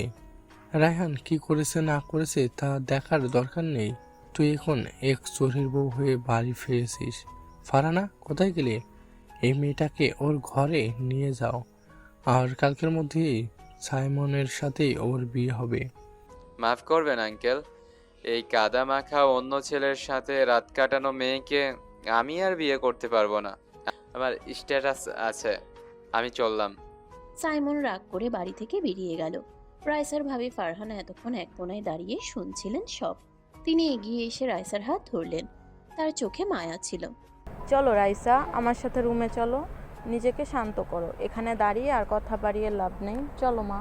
ফারহানা রাইসাকে প্রায় জড়িয়ে ধরে 3 তলায় তার নিজের ঘরে নিয়ে এলেন। বিছানায় বসিয়ে দিয়ে তিনি রাইসার মাথায় হাত বুলিয়ে দিতে লাগলেন। তুই একদম কাঁদবি না রাইসা। রায়হান আর বাবা যে এতটা নিচে নামতে পারে তা আমি ভাবতেও পারিনি। একটা মেয়ের জীবন নষ্ট করার শাস্তি যে এভাবে তোকে পেতে হবে, এটা সত্যিই অন্যায়। তুই একটু ঘুমানোর চেষ্টা কর। ফারহানা ঘর থেকে চলে গিয়ে দরজাটা হালকা করে ভিজিয়ে দিলেন। রাইসা বিছানায় শুয়ে ঢুকরে ঢুকরে কাঁদতে লাগলো। চারিদিকের এই নিস্তব্ধতায় তার মনটা আবার অতীতে ফিরে গেল। বিয়ের মাত্র 4 দিন আগে সে মধুর দিনটার কথা তার মনে পড়ে গেল। 4 দিন আগে রাইসা আর তাহসান তখন একটা ছোট পার্কের বেঞ্চে বসেছিল।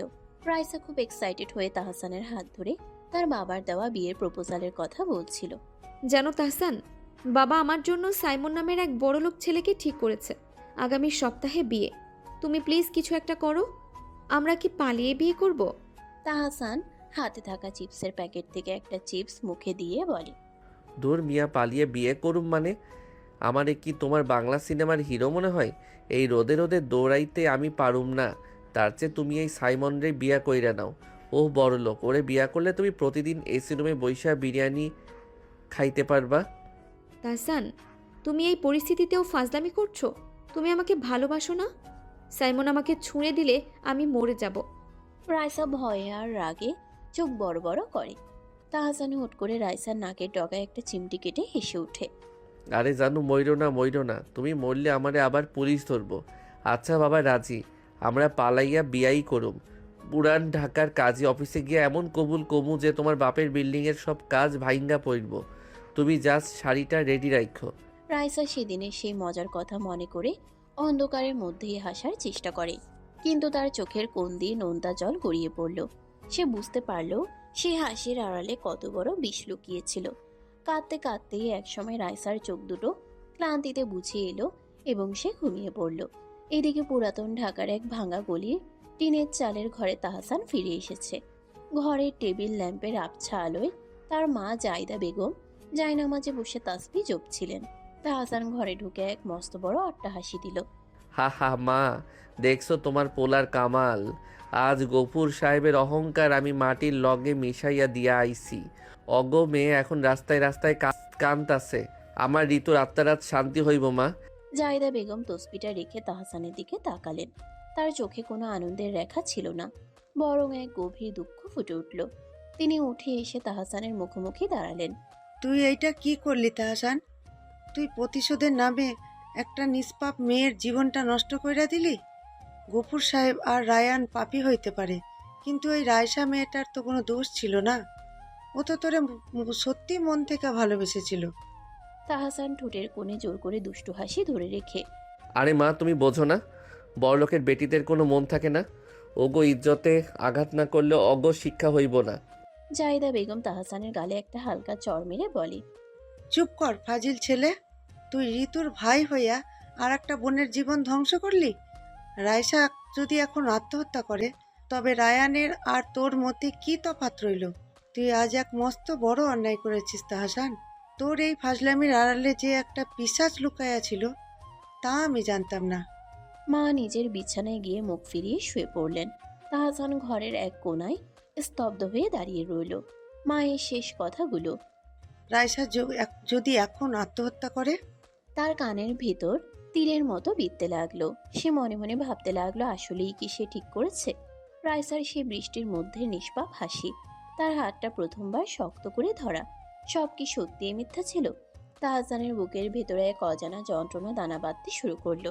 সে বুঝতে পারলো প্রতিশোধের আগুন তাকে নিজেকেই পুড়িয়ে ছাই করে দিচ্ছে। পরের দিন দুপুর, রাইসা নিজেকে একটু সামলে নিয়ে আজ দুপুরে মগবাজারে সেই মাঝারি মানের রেস্টুরেন্টে এসে বসেছে, যেখানে সে আগে তাহসানের সাথে আসতো।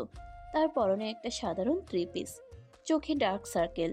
সে টেবিলের দিকে তাকিয়ে এক কাপ কফির মগ নাড়াচাড়া করছে। সে এখন একদম শান্ত পাথরের মতো স্তব্ধ। ঠিক তখন রেস্টুরেন্টের দরজা ঠেলে ভেতরে ঢুকলো তাহসান। তার চোখে মুখে কাল রাতে সেই দাপট নেই, বরং এক চরম অপরাধবোধ আর অস্থিরতা স্পষ্ট। সে রাইসাকে দেখতে পেয়ে দ্রুত পায়ে তার টেবিলের সামনে এসে বসলো। রাইসা তাহসানকে দেখেও কোনো প্রতিক্রিয়া দেখালো না। সে যেন তাকে দেখতেই পাচ্ছে না, এমন একটা ভাব করে কফির মগে চুমুক দিল। রাইসা, তুমি এখানে? আমি আসলে তোমার খোঁজে গুলশানের বাড়ির দিকেও গিয়েছিলাম। তুমি কাল রাতে ঠিক মতো বাড়ি পৌঁছাতে পেরেছো তো? রাইসা কোনো উত্তর দিল না। সে জানালার বাইরে তাকিয়ে রইল। রাইসা প্লিজ একটা কথা বলো। কাল রাতে আমার মা আমাকে অনেক বকেছে। আমি আসলে বুঝতে পারিনি যে আমি এতটা নিচে নেমে যাব। তোমার ভাই পাপী, কিন্তু আমি তোমার সাথে যা করেছি ওটা ভুল ছিল। তুমি আমাকে একটা ধমক দাও, তাও ভালো। এমন পাথরের মতো থাইকো না প্লিজ। রাইসা তখনও নিশ্চুপ। সে কফির কাপটা টেবিলে রেখে ওয়েটারকে ডাকলো। জি ম্যাম, কিছু লাগবে? আর বিলটা নিয়ে আসুন, আর পার্সেল করে একটা কোল্ড কফি দিন। তাহসান রাইসার হাতটা ধরার চেষ্টা করে। রাইসা, তুমি আমারে ইগনোর করতেছো কেন? পুরান ঢাকার তাহসান তোমারে ডাকতাছে। আমার একটা সুযোগ দাও, আমি সব ঠিক কইরা দিব। আমি কাজী সাহেবরে আবার ডাকুম। আমরা সত্যি সত্যি নতুন কইরা শুরু করব। তুমি যা বলবে আমি তাই শুনবো। রাইসা তাহসানের হাতটা নিজের হাতের উপর থেকে এক ঝটকায় সরিয়ে দিল। তার চোখে এখন কোনো রাগ নেই, কোনো ভালোবাসা নেই, শুধু এক মস্ত বড় অবহেলা আর ঘৃণা। সে টেবিলের উপর কফির বিলের টাকাটা রেখে উঠে দাঁড়ালো। ওয়েটার, বিলটা এখানে রাখা আছে। আর শুনুন, এই টেবিলে বসা অপরিচিত লোকটা যদি আপনাকে ডিস্টার্ব করে, তবে সিকিউরিটিকে বলবেন। একে ঘাড় ধরে বের করে দিতে। আমার সময় খুব মূল্যবান, ফালতু মানুষের পেছনে নষ্ট করার মতো সময় আমার নেই। রাইসা পার্সেলের কফিটা হাতে নিয়ে রেস্টুরেন্ট থেকে হনহন করে বেরিয়ে গেল। তাহসান চেয়ারে বসে হা করে তাকিয়ে রইল। সে বুঝতে পারল যে ফাজিল ছেলেটা একদিন একটা মেয়ের অবাধ্য হৃদয় মিষ্টি শক্তিতে দখল করেছিল, আর সেই ছেলেটাই নিজের সাজানো প্রতিশোধের জালে আটকা পড়ে নিজের জীবনের সবচেয়ে মূল্যবান আজ সেই ছেলেটাই নিজের সাজানো প্রতিশোধের জালে আটকা পড়ে নিজের জীবনের সবচেয়ে মূল্যবান ভালোবাসাটাকে চিরকালের জন্য হারিয়ে ফেলেছে। রাইসার এই পাথরের মতো নীরবতাই আজ তাহসানের জন্য সবচেয়ে বড় শাস্তি হয়ে দাঁড়ালো। তাহসানের জীবন থেকে যেন সব রং উবে গেল। যে ফাজলামি আর দুষ্টামি তার রন্ধ্রে রন্ধ্রে ছিল, তা এখন এক মস্ত বড় হাতিয়ারে পরিণত হলো রাইসার পাথরের মতো জমে থাকা মনটাকে গলানোর জন্য। কিন্তু রাইসা যেন প্রতিজ্ঞা করে বসেছে, তাহসান নামের কোনো প্রাণীর অস্তিত্ব এই দুনিয়ায় আছে সেটাই সে আর স্বীকার করবে না। গুলশানের সেই বিশাল রাজপ্রাসাদ আর মগ বাজারের চিপা গলির মাঝখানে দূরত্বটা ঘুচাতে তাহসান এবার কোমর বেঁধে মাঠে নামলো। গুলশানের গফুর সাহেবের বাড়ির সামনে তখন থমথমে নীরবতা। ঠিক তখন গেটের বাইরে বিকট শব্দে একটা সাউন্ড বক্সে পুরান ঢাকার বিয়ের গান বাজতে শুরু করলো। পরনে সেই বিখ্যাত লাল সবুজ জ্যাকের লুঙ্গি আর চোখে কালো চশমা এঁটে হাজির হলো তাহসান, সাথে তার দুই বিশ্বস্ত সাগরেদ, কালা জনি আর পিশাচ মন্টু। জনি বাজাচ্ছে ঢোল আর মন্টু ফুলঝুরি ফুটাচ্ছে। ও রাইসা বেগম, জানালা দিয়া একটু উকি মারো, জানো তোমার জানের জান জানের কান। পুরান ঢাকার তাহসান আইসা পড়ছে। ভুলভ্রান্তি কার না হয় বলো, একটা চর মারো, তাও মুখটা একটু খোলো। ওই মিয়া, মুখ সামলাইয়া কথা কন। আমাগো ভাই এখন এই বাড়ির অফিসিয়াল জামাই।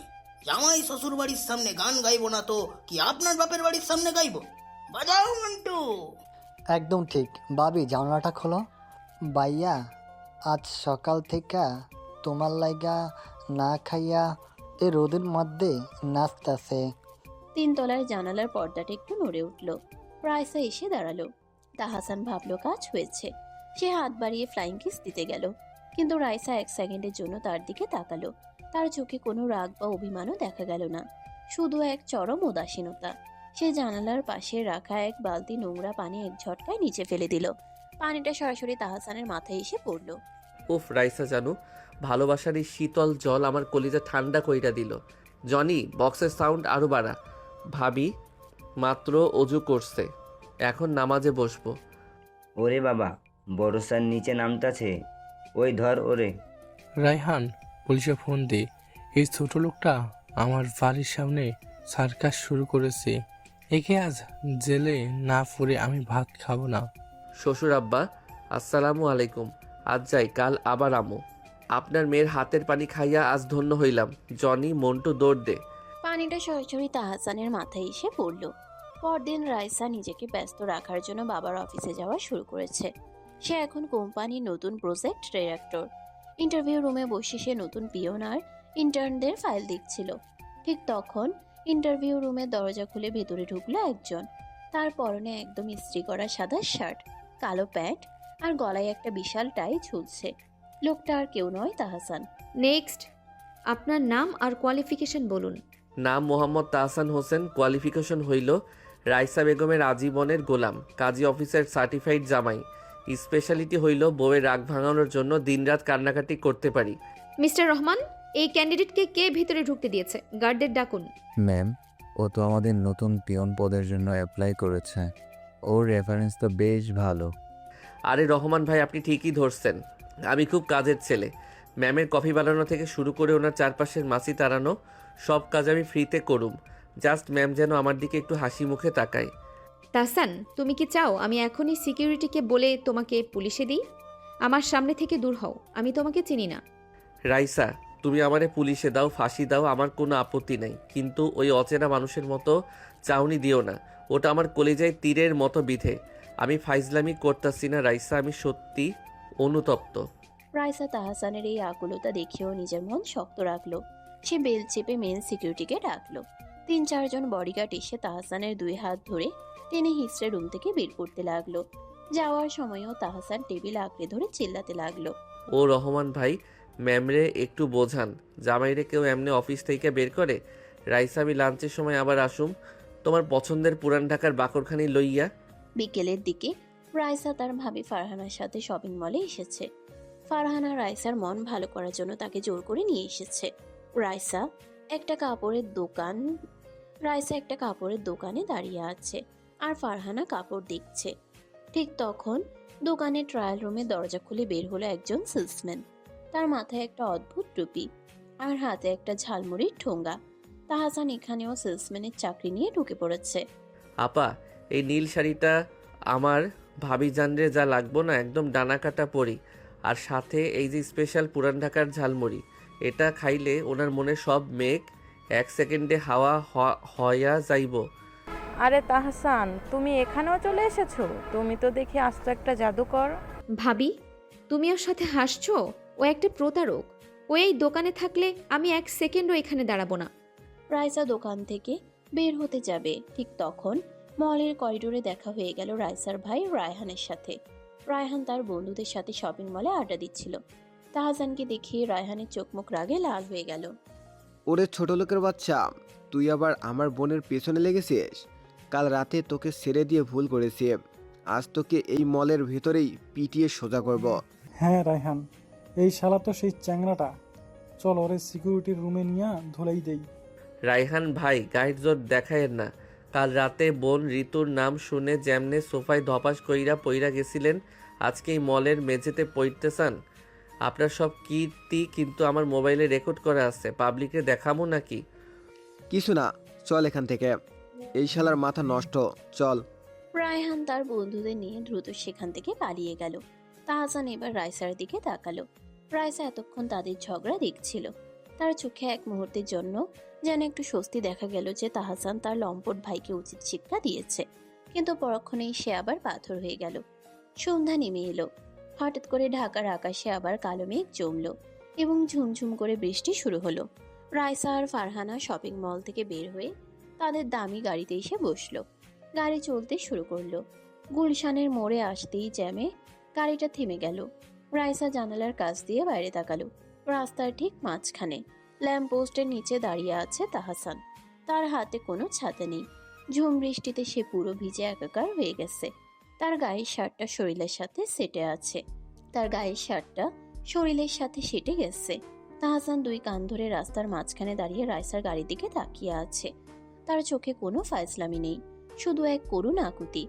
রাইসা দেখ ছেলেটার দিকে, ও কিন্তু সত্যিই তোকে ভালোবাসে। প্রতিশোধের নেশায় ও একটা ভুল করে ফেলেছিল, কিন্তু এখনও নিজের ভুলটা বুঝতে পেরেছে। এতটা কষ্ট করে কোনো অভিনয় করা মানুষও অভিনয় করতে পারে না, ওরে মাফ করা যায় না।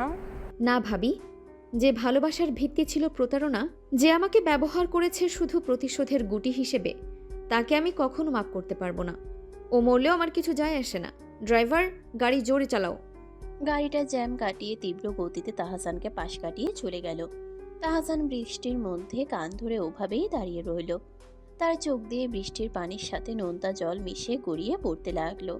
সে বুঝতে পারল রাইসার এই চরম অভিমান আর নীরবতা ভাঙানো কোনো ফাজলামি বা দুষ্টামি দিয়ে সম্ভব নয়। এই অবাধ্য হৃদয়টাকে আবার জয় করতে হলে তাকে নিজের জীবন বাজি রাখতে হবে। তাহসানের পাগলামির ডিগ্রি দিন দিন যেন জ্যামিতিক হারে বাড়তে লাগলো। রাইসার মনতা ভাঙতে সে এবার পা বাড়ালো চরম সাইকোগিরি আর হাই ভোল্টেজ রোম্যান্সের দিকে। সাধারণ ফাজলামিতে যখন কাজ হচ্ছে না, তখন তাহসান এমন সব কাণ্ড কারখানা শুরু করলো যা দেখে পুরো গুলশান এলাকার মানুষজন নিজেদের মাথায় হাত দিয়ে বসলো। কিন্তু রাইসা কড়া নজরদারিতে রাখছিল নিজের মনকে। সে ভিতরে ভিতরে গলছিল। তাহসানের এক একটা অদ্ভুত কাণ্ড দেখে ঘরের একা কোনায় বসে বালিশে মুখ গুজে খিলখিল করে হাসত, কিন্তু বাইরে এসে আবার সেই পাশার মূর্তি। এক রাতে গুলশানের পুরো এলাকায় হঠাৎ করে বিদ্যুৎ চলে গেল। রাইসা তার ঘরের বারান্দায় এসে দাঁড়ালো একটু বাতাসের আশায়। ঠিক তখনই সে দেখল তাদের বাড়ির সামনের মেন রাস্তার পিচ ঢালা মেঝের উপর জ্বলন্ত মোমবাতি দিয়ে বিশাল করে লেখা, রাইসা, আই অ্যাম সরি। আর সেই জ্বলন্ত অক্ষরের ঠিক মাঝখানে একটা প্লাস্টিকের মোড়া পেতে বসে আছে তাহসান। তার এক হাতে একটা গিটার আর অন্য হাতে একটা মস্ত বড় মশার ব্যাট। সে মশা মারছে আর গিটারের তারে টুংটাং আওয়াজ করছে। ও রাইসা বেগম, কারেন্ট তো গেছে গা, তোমার মনের কারেন্টটা কি একটু অন হইব না? এই দেখো, গুলশানের মশক বাহিনীর লগে যুদ্ধ কইরা আমি তোমার লাইগা বইসা আছি। তুমি একটাবার হাসো, আমি মশার কামড় খাইয়া আজ এখানেই শহীদ হয়া যামো। ওই পিচ্ছি, রাস্তার মাঝখানে মোমবাতি জ্বালায়, এটা কি পাগলামি শুরু করেছিস? ভরসার সাইমন সাহেবের লগে ফোনে কথা কইতেছে, তারে দেখলে পুলিশ ডাকে। ওই মিয়া, মুখ সামলাইয়া কথা কন। আমাগো ভাই এখানে নিজের রক্ত দিয়া মোমবাতি জ্বালাইছে, মশা মারতাছে।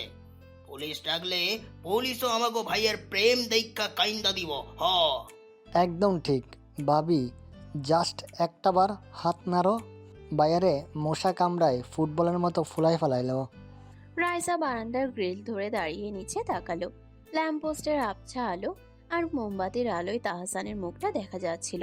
সে সত্যিই মশার কামড়ে অস্থির, কিন্তু তার চোখ দুটো রাইসার জানালার দিকেই স্থির। রাইসার ঠোঁটের কোণে এক চিলতে মিষ্টি হাসি ফুটে উঠল। সে মনে মনে বলল, উফ, ছেলেটা আসলে একটা পাগল, আস্ত একটা সাইকো। কিন্তু পরক্ষণেই সে নিজের হাসি লুকিয়ে মুখটা গম্ভীর করে আবার ঘরের ভেতর চলে গেল। তাহসান উপর থেকে রাইসাকে সরে যেতে দেখল, কিন্তু সে রাইসার ওই 1 সেকেন্ডের হাসির ঝলকটা ঠিকই ধরে ফেলেছে। জনি, মন্টু দেখছিস ভাবি কিন্তু হাসছে। ওনার ঠোঁটের কোনায় যে মৃদু ভূমিকম্প হয়েছে তা আমার এই মিটারে ধরা পার্সেন্টস ধরা পড়ছে। মিশন সাকসেসফুলের দিকে যাইতাছে রে। পরদিন রাইসা যখন গাড়ি নিয়ে বের হতে গেল, সে দেখলো তাদের গাড়ির পুরো উইন্ডশিল্ড জুড়ে লাল গোলাপের পাপড়ি দিয়ে লেখা, তুমি কি আমার সাথে ফুচকা খাবে? আর ড্রাইভারের সিটে ড্রাইভারের বদলে বসে আছে তাহসান, মাথায় একটা ক্যাপ পরা। তাহসান, তুমি আবার আমার গাড়িতে? ড্রাইভার আঙ্কেল কই? নামও বলছি গাড়ি থেকে। ড্রাইভার আঙ্কেলরা আমি পুরান ঢাকার স্পেশাল বাকরখানি আর চা খাওয়াইতে পাঠাইছি। আজ তোমার এই দামি গাড়ির ড্রাইভার আমি। তুমি না বললে আমি কিন্তু গাড়ি সোজা বুড়িগঙ্গায় নিয়ে চুবামো। এইটা তাহসানের শেষ ওয়ার্নিং। রাইসা, ও তো আসলেই সাইকো হয়ে গেছে রে, চল না। ও যখন এত করে বলছে, আজ ফুচকা খেয়ে আসি। আমারও অনেকদিন ফুচকা খাওয়া হয় না। ভাবি, তুমিও ওর পাগলামিকে সাপোর্ট করছো? আচ্ছা ঠিক আছে, চলো। কিন্তু তাহসান, এটাই লাস্ট। এরপর যদি আমার সামনে আসো, আমি সত্যি ইন্ডিয়া চলে যাব। ইন্ডিয়া যাবা? ভিসা লাগলে আমারে কইও। আমার এক দোস্ত দালালি করে, কম খরচে হইয়া যাইব। আপাতত ফুচকার দোকানে চলেন ম্যাম। তাহসান গাড়ি চালিয়ে মগবাজারের এক বিখ্যাত ফুচকার দোকানের সামনে নিয়ে গেল। তারা গাড়ি থেকে নেমে একটা টেবিলে বসলো। তাহসান নিজেই প্লেট হাতে করে স্পেশাল টক আর ঝাল দিয়ে ফুচকা নিয়ে এলো। রাইসা প্লেটের দিকে তাকিয়ে রইল। সে চামচ দিয়ে একটা ফুচকা মুখে তুলল। ফুচকাটা এতটাই ঝাল ছিল যে রাইসার চোখ দিয়ে পানি চলে এলো। উফ তাহসান, এত ঝাল দিয়েছো কেন? তুমি কি আমাকে মারতে চাও? আরে জানু, ঝাল না হইলে কি আর প্রেমের টেস্ট পাওয়া যায়? এই নাও একটু ঠান্ডা পানি খাও। তোমার চোখে পানি দেখলে তো আমার বুকে সুনামি হইয়া যায়। রাইসা তাহসানের এই আকুলতা দেখে এবার আর নিজের রাগ ধরে রাখতে পারল না। তাহসানের হাতের ছোঁয়া আর তার চোখের সেই চেনা মায়া দেখে রাইসার ভিতরে সব অভিমানের দেয়াল এক নিমিষে ভেঙে চুরমার হয়ে গেল। সে হুট করে গিয়ে কেঁদে ফেলল এবং তাহসানের শার্টের হাতাটা শক্ত করে ধরে ফেলল। তুমি এত খারাপ কেন তাহসান? কেন আমাকে এত কষ্ট দিলে? আমি তো তোমাকে সত্যিই ভালোবেসেছিলাম। তুমি এভাবে প্রতিশোধ নিলে আমার উপর। আমি ভুল করছি রাইসা। প্রতিশোধের নেশায় আমি অন্ধ হইয়া গেছিলাম, কিন্তু তোমারে কষ্ট দিয়া আমি নিজে 1 সেকেন্ডও শান্তিতে ঘুমাতে পারি নাই। আমার মা আমারে বাড়ি থেকে বের করে দিছে। আমি আর পারতাছি না রাইসা, তুমি আমারে শাস্তি দাও, কিন্তু আমারে ছেড়ে যাইও না। রাইসা, ছেলেটা যখন নিজের ভুল স্বীকার করেছে তখন ওকে মাফ করে দে। মানুষ তো ভুলের ঊর্ধ্বে নয়। রাইসা চোখের পানি মুছে তাহসানের দিকে তাকালো। তার মুখে এতদিনের পর আবার সেই মিষ্টি হাসিটা ফুটে উঠল। ঠিক আছে, মাফ করলাম, কিন্তু আর কখনো যদি কোনোদিন এমন নাটক করো, আমি নিজেই তোমাকে পুলিশে দেব। তবা তবা, আর কোনোদিন না। এখন থেকে আমি শুধু রাইসা বেগমের অফিসিয়াল গোলাম। জনি, মন্টু, বিলটা দিয়া দে। আজ আমাগো ভাবি ডিক্লেয়ার দিয়ে দিছে। অভিনন্দন ভাই, অভিনন্দন। ভাবি, মিষ্টি কই? আমাগো তো আজ লটারি লাইগা গেল। এবার শুরু হলো তাদের জীবনের এক নতুন বসন্ত।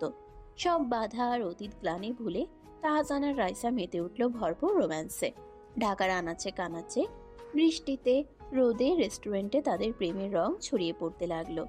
একদিন বিকেলে তারা ধানমন্ডি লেকের পাড়ে বসেছিল। আকাশ জুড়ে তখন গোধূলি লাল আভা।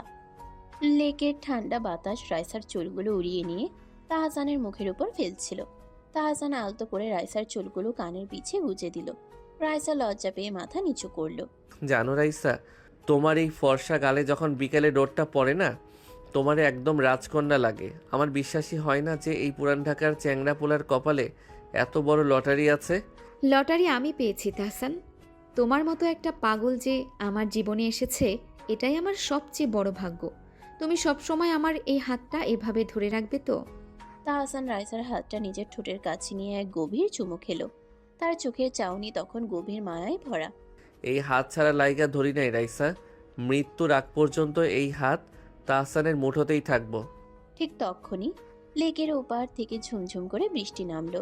অন্য সব কাপলরা যখন ছাতা খুলে বা সিঁড়ির নিচে দৌড়াচ্ছিল, তাহসান রাইসার হাত ধরে লেকের পাড়েই দাঁড়িয়ে রইল। বৃষ্টির বড় বড় ফোঁটা তাদের শরীর ভিজিয়ে দিতে লাগলো।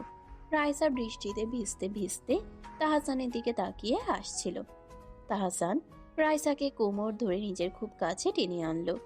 রাইসার ভেজা শাড়ি আর তাহসানের ভেজা শার্টের মাঝখানে দূরত্বটা একদম মুছে গেল। তাহসান রাইসার কপালে নিজের ঠোঁট ছোঁয়ালো। তারপর আস্তে আস্তে তার ঠোঁট দুটো নেমে এলো রাইসার গালে। রাইসা চোখ বন্ধ করে তাহসানের বুকের ভেতর নিজেকে সঁপে দিল। বৃষ্টির জলের শব্দের মাঝে শুধু শোনা হচ্ছিল তাদের দুজনে দ্রুত চলা হার্টবিট। তাহসান, মানুষ দেখছে তো, ছাড়ো না প্লিজ। দেখতে দাও, দুনিয়ার সব মানুষ দেখুক যে কোটিপতির কন্যা আজ পুরান ঢাকার এক পোলার প্রেমে একদম হাবুডুবু খাইতাছে। আজ no rules, no restriction, just তুমি আর আমি। তাহসানের হাতের বাঁধন আরো শক্ত হয়ে উঠল। রাইসা নিজেকে সম্পূর্ণ সঁপে দিল সে নিবিড় আলিঙ্গনে। বৃষ্টির প্রতিটি ফোঁটা যেন তাদের দীর্ঘদিনের বিরহ আর কষ্টের আগুনকে শান্ত করছিল। তাহসানের ঠোঁট এবার রাইসার কাঁপতে থাকা ঠোঁটের উপর নেমে এলো। এক দীর্ঘ, গভীর ও তীব্র চুম্বনে তারা হারিয়ে গেল সমস্ত পৃথিবীর কোলাহল থেকে দূরে। রাইসার হাতের আঙ্গুলগুলো তাহসানের ভেজা চুলে বিলি কেটে দিচ্ছিল, আর তাহসানের তপ্ত নিঃশ্বাস রাইসার ঘাড়ের উপর আছড়ে পড়ছিল। এক চরম উত্তেজনাকর এবং তীব্র মাদকতায় ভরা রোমান্টিক আবহে চারপাশ যেন থমকে গেল। বৃষ্টির ধারার মাঝে তাদের মিলন এক নতুন কাব্যের জন্ম নিল। উফ তাহসান, তুমি আমাকে পাগল করে দেবে। আমি কখনো ভাবিনি তোমাকে এতটা ভালোবেসে ফেলবো। পাগল তো আমি অনেক আগেই হইছি জানো। এখন তোমারেও আমার মতো সাইকো বানামো। এই বুকে আজীবন তোমারে এইভাবে আটকাইয়া রাখুম। কোনো বাপের সাধ্য নাই তোমারে আমার থাইকা কারা নিব। আমি শুধু তোমারই তাহসান, সারা জীবনের জন্য শুধু তোমার। বৃষ্টির ধারার মাঝে তাদের মিলন এক নতুন কাব্যের জন্ম দিল। তারা বৃষ্টির মাঝেই একে অপরকে জড়িয়ে ধরে দাঁড়িয়ে রইল, যেন এই মুহূর্তটা চিরকালের জন্য থমকে গেছে। অতীতের সব মেঘ কেটে গিয়ে তাদের জীবনে এখন শুধু ভালোবাসার এক অন্তহীন বৃষ্টি ঝরে পড়ল। ধানমন্ডি লেকের বৃষ্টি ভেজা বিকেলের পর থেকে তাহসান আর রাইসার প্রেম যেন এক নতুন গতি পেল। তাদের প্রতিদিনের দেখা হওয়া, ঘোরাঘুরি আর দুষ্টুমি দিন দিন বাড়তেই লাগলো। পুরান ঢাকার চিপা গলি থেকে শুরু করে গুলশানের দামি দামি কফি শপ, সবখানেই তাদের অবাধ যাতায়াত। কিন্তু সুখের দিনগুলো কি আর এত সহজে স্থায়ী হতে চায়? বিশেষ করে যখন খলনায়ক হিসেবে থাকেন রাইসার বাবা গফুর সাহেব। এক রোদ ঝলমলে বিকেলে মগবাজারের এক গলির মোড়ে ফুচকার দোকানে বসেছিল তাহসান আর রাইসা। তাহসান নিজের স্বভাবসুলভ ভঙ্গিতে একটা ফুচকা হাতে নিয়ে রাইসার মুখের সামনে ধরে ফ্ল্যাট করছিল। জানো, এই যে স্পেশাল তেঁতুলের টক দেওয়া ফুচকাটা দেখতেছো, এইটা হইল আমার ভালোবাসার প্রতীক। হা করো তো দেখি, নিজের সুন্দর মুখটা একটু বড় করো। তাহসান, আসতে বলো, আশপাশের মানুষ দেখছে তো। তুমি সবসময় এমন কেন করো বলো তো? আরে দেখুক, দুনিয়ার মানুষ দেখুক যে পুরান ঢাকার তাহসান তার জানুর মুখে ফুচকা তুইলা দিতাছে। জনি দেখতো আমাগো ভাবিরে কেমন পরীর মতো লাগতাছে আজ। ওস্তাদ, ভাবিরে তো প্রতিদিনের চেয়েও আরো 20 গুণ বেশি সুন্দর লাগতেছে। আপনি জলদি বিয়ার ডেটটা ফিক্সড করেন। হ্যাঁ, আমাকেও তো খিদা লাগছে নাকি? একদম ঠিক ওস্তাদ, এবার বিয়েতে কিন্তু আমরা খাসির বিরিয়ানি খামু। বাবির বাপের কিন্তু অনেক টাকা, কোনো কিপটামি চলবো না। আচ্ছা মন্টু, এবার তোমাদের খাসির বিরিয়ানি আমি নিজেই রেঁধে খাওয়াবো, খুশি? ঠিক তখনই মেন রাস্তায় একটা বিকট ব্রেক চাপার শব্দ হলো। ধুলো উড়িয়ে দাঁড়িয়ে পড়লো গফুর সাহেবের বিশাল কালো রঙের ল্যান্ড ক্রুজার গাড়ি। গাড়ি থেকে নামলেন গফুর সাহেব, তার পেছনে 4 জন বিশাল আকৃতির বডিগার্ড। গফুর সাহেবের হাত কাঁপছিল রাগে। চোখ দুটো মনে হচ্ছিল আগুনের গোল্লা। রাইসা, তুই আবার এই ছোট লোকের সাথে রাস্তায় বসে নোংরামি করছিস? তোর সাহস তো কম না? রাইসা ফুচকার প্লেটটা হাত থেকে ফেলে দিয়ে ঝটকা মেরে দাঁড়িয়ে পড়ল। তার মুখে সব রং এক সেকেন্ডে উধাও হয়ে গেল। বাবা, তুমি এখানে? তাহসান একদম স্বাভাবিকভাবে ফুচকার দোকানদারকে বিল দিতে দিতে বলে, আরে শ্বশুর আব্বা, সালামু আলাইকুম। আসেন আসেন, 2টা ফুচকা খান। এই দোকানের তেঁতুলের টকটা একদম জেনুইন, আপনার প্রেশার কমাইয়া দিব। মুখ সামলা চাচরাসালি, তোর এত বড় সাহস যে তুই আমার সামনে দাঁড়িয়ে কথা বলিস? বডিগার্ড, এই হারামজাদাকে পিটিয়ে ল্যাংটা বানিয়ে বুড়িগঙ্গায় ফেলে দে। ইস স্যার, ধরো রে। ওই মিয়া, গায়ে হাত তুলবেন না কইলাম। আমাকে ওস্তাদের বডিগার্ড কিন্তু আমরা নিজেরাই। মন্টু, লইয়া আয় আমাকে সেই বোমটা, লইয়া আয়। পিশাচ মন্টু পকেট থেকে একটা মস্ত বড় চকলেট পটকা বের করে। এই দেখেন, এক বাজি ফুটামু, পুরো গুলশানের বাড়ি উড়ে যাইব। তাহসান জনি আর মন্টুকে থামিয়ে দিয়ে হেসে বলে, আরে জনি, মন্টু রিল্যাক্স। শ্বশুর আব্বা রাগ করছে, ওনার রাগ ভাঙানো আমার দায়িত্ব। আব্বা আপনি রাগ কইরেন না, আমি রাইসারে সত্যি ভালোবাসি। গফুর সাহেব আর কোনো কথা শুনলেন না। তিনি রাইসার হাতটা শক্ত করে চেপে ধরলেন এবং হ্যাঁচকা টান দিয়ে গাড়ির দিকে নিয়ে যেতে লাগলেন। বাবা, ছাড়ো আমাকে, আমি তাহসানকে ভালোবাসি, আমি ওর সাথেই থাকবো। বাবা প্লিজ। রাইসা কান্দো না, আমি আছি তো। শ্বশুর আব্বা আপনার মেয়ের সাবধানে লইয়া যান, গাড়ি আস্তে চালাইতে বইলেন ড্রাইভারে, আমি কিন্তু আসতেছি। গফুর সাহেব রাইসাকে প্রায় ছুঁড়ে মারলেন তার 3 তলার বড় বেডরুমে। পেছনের দরজাটা ধরাম করে বন্ধ হয়ে গেল এবং বাইরে থেকে তালা মারার শব্দ শোনা গেল। রাইসা দরজায় অনবরত ধাক্কা দিতে লাগলো। বাবা দরজা খোলো, তুমি আমার সাথে এমন করতে পারো না, আমি কোনো অন্যায় করিনি। তুই আজ থেকে এই ঘর বন্দি, তোর মোবাইল, ল্যাপটপ সব আমি কেড়ে নিয়েছি। বাইরের পৃথিবীর সাথে তোর সব যোগাযোগ বন্ধ। আর আগামী শুক্রবার তোর বিয়ে সায়নের সাথে, ও তোকে মাফ করে দিয়েছে। আমি ওই সাইমনকে কখনো বিয়ে করব না, ও একটা ড্রাগ অ্যাডিক্টেড, একটা লম্পট। আমি শুধু তাহসানকে ভালোবাসি। তোর এই তাহসানের হাড্ডি আমি গুঁড়ো করে কুত্তা দিয়ে খাওয়াবো। তুই সাইমনকেই বিয়ে করবি, এটাই শেষ কথা। রায়হান, দরজার সামনে 2জন গার্ড বসিয়ে দে, এই মেয়েজান ছেলের মতো গড়ে বের হতে না পারে। জি বাবা, আমি সব ব্যবস্থা করছি। রাইসা, তুই আর ওই তাহসানের স্বপ্ন দেখিস না, ও একটা ক্রিমিনাল। রাইসা ঘরের মেঝেতে বসে ঢুকরে ঢুকরে কাঁদতে লাগলো। তার মনে হচ্ছিল সে একটা সোনার খাঁচায় বন্দি পাখি, যার ডানা দুটো কেটে দেওয়া হয়েছে। সে তার বালিশের নিচে লুকানো একটা ছোট বাটন ফোন বের করলো, যেটা তাহসান তাকে ব্যাকআপ হিসেবে দিয়েছিল। সে কাঁপতে কাঁপতে তাহসানের নম্বরে ডায়াল করলো। রাইসা ফোন ধরতেই ফিসফিস করে কেঁদে উঠে। তাহসান, বাবা আমাকে ঘরে বন্দি করে ফেলেছে, আমার সব কিছু কেড়ে নিয়েছে। আগামী শুক্রবার সাইমনের সাথে আমার জোর করে বিয়ে দিচ্ছে। আমি কি করব তাহসান? আমি মরে যাব। তাহসান ফোনের উপাস থেকে খুব শান্ত কিন্তু দুষ্টু হেসে বলে, আরে জানো, ময়ূর না, তুমি মরলে আমার এই সুন্দর শার্টটা পইরা কার লগে ঘুরমু। তুমি একদম টেনশন নিও না। পুরান ঢাকার তাহসান যখন আছে তখন কোনো সাইমনের সাধ্য নাই তোমারে বিয়া করে।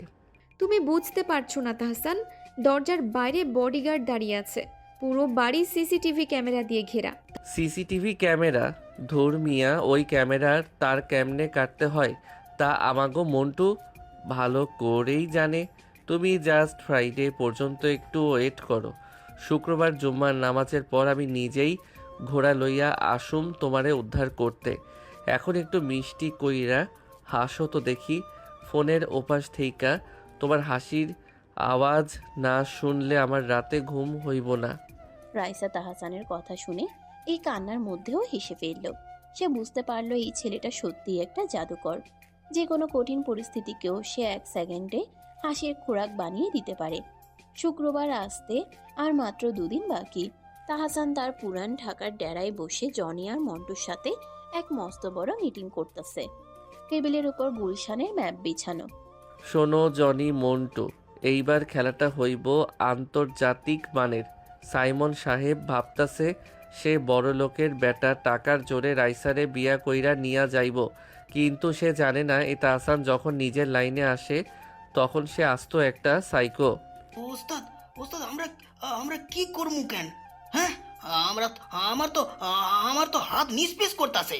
এই সামনের গাড়িটা কি পাংচার কইরা দিমু? হ্যাঁ, আর দূর, গাড়ি পাংচার হলে কি আর বিয়ে বন্ধ হয়? ওস্তাদ, সাইমনরে কিডন্যাপ কইরা লইয়া আসি, আমাদের পুরান ঢাকায় আটকায় রাখমু, বিয়ের টাইম পার হইয়া গেলে ছাইরা দিমু। ওই হালা আমরা কি গুন্ডা নাকি? আমরা হইলাম প্রেমিক। প্রেমিকের বুদ্ধি হইব রোমান্টিক আর সাইকো টাইপ। শোন, সাইমন তো শুক্রবার দুপুরে বর সেজে আসবো। আমরা ওনার আসার রাস্তাতেই একটা জ্যাম লাগাইয়া দিমু, আর আমি নিজে ক্যাটারিং সার্ভিসের লোক সেজে গফুর সাহেবের বাড়ির ভেতরে ঢুকুম। ভাইয়া, তুমি ক্যাটারিং সেজে ঢুকবা? কিন্তু ওগো বাড়ির সিকিউরিটি তো অনেক কড়া, তোমাকে চিনে ফেললে তো পুলিশই দেবে।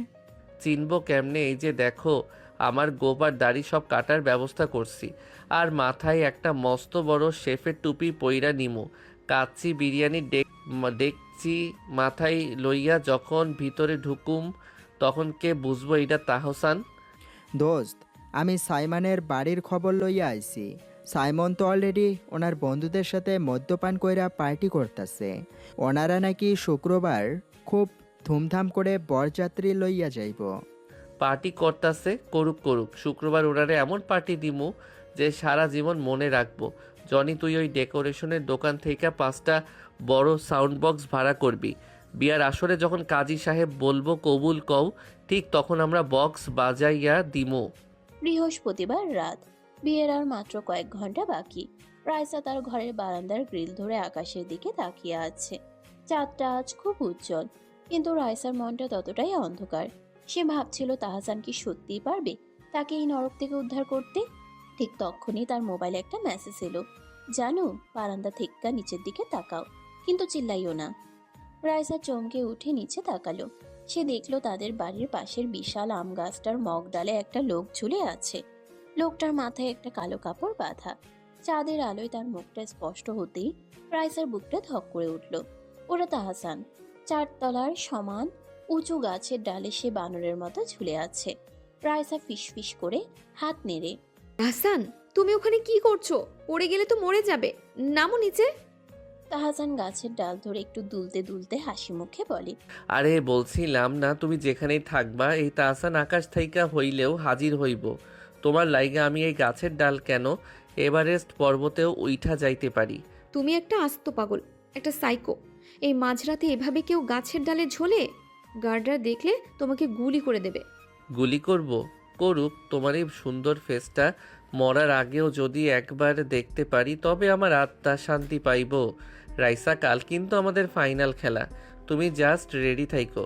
যখন দেখবা বাড়ির ভেতরে কাচ্চি বিরিয়ানির সুগন্ধ ছড়াইয়া পড়ছে, বুঝবা তোমার তাহসান চইলা আইছে। রাইসা জানালার গ্রিলের ফাঁক দিয়ে নিজের হাতটা বাড়িয়ে দিল। তাহসান গাছের ডাল থেকে শরীরটা একটু ঝুঁকিয়ে রাইসার আঙ্গুলের ডগাগুলো ছুঁয়ে দিল। সেই সামান্য ছোঁয়াতেই যেন এক তীব্র বিদ্যুতের মতো অনুভূতি তাদের দুজনের শরীরের ভেতর দিয়ে বয়ে গেল।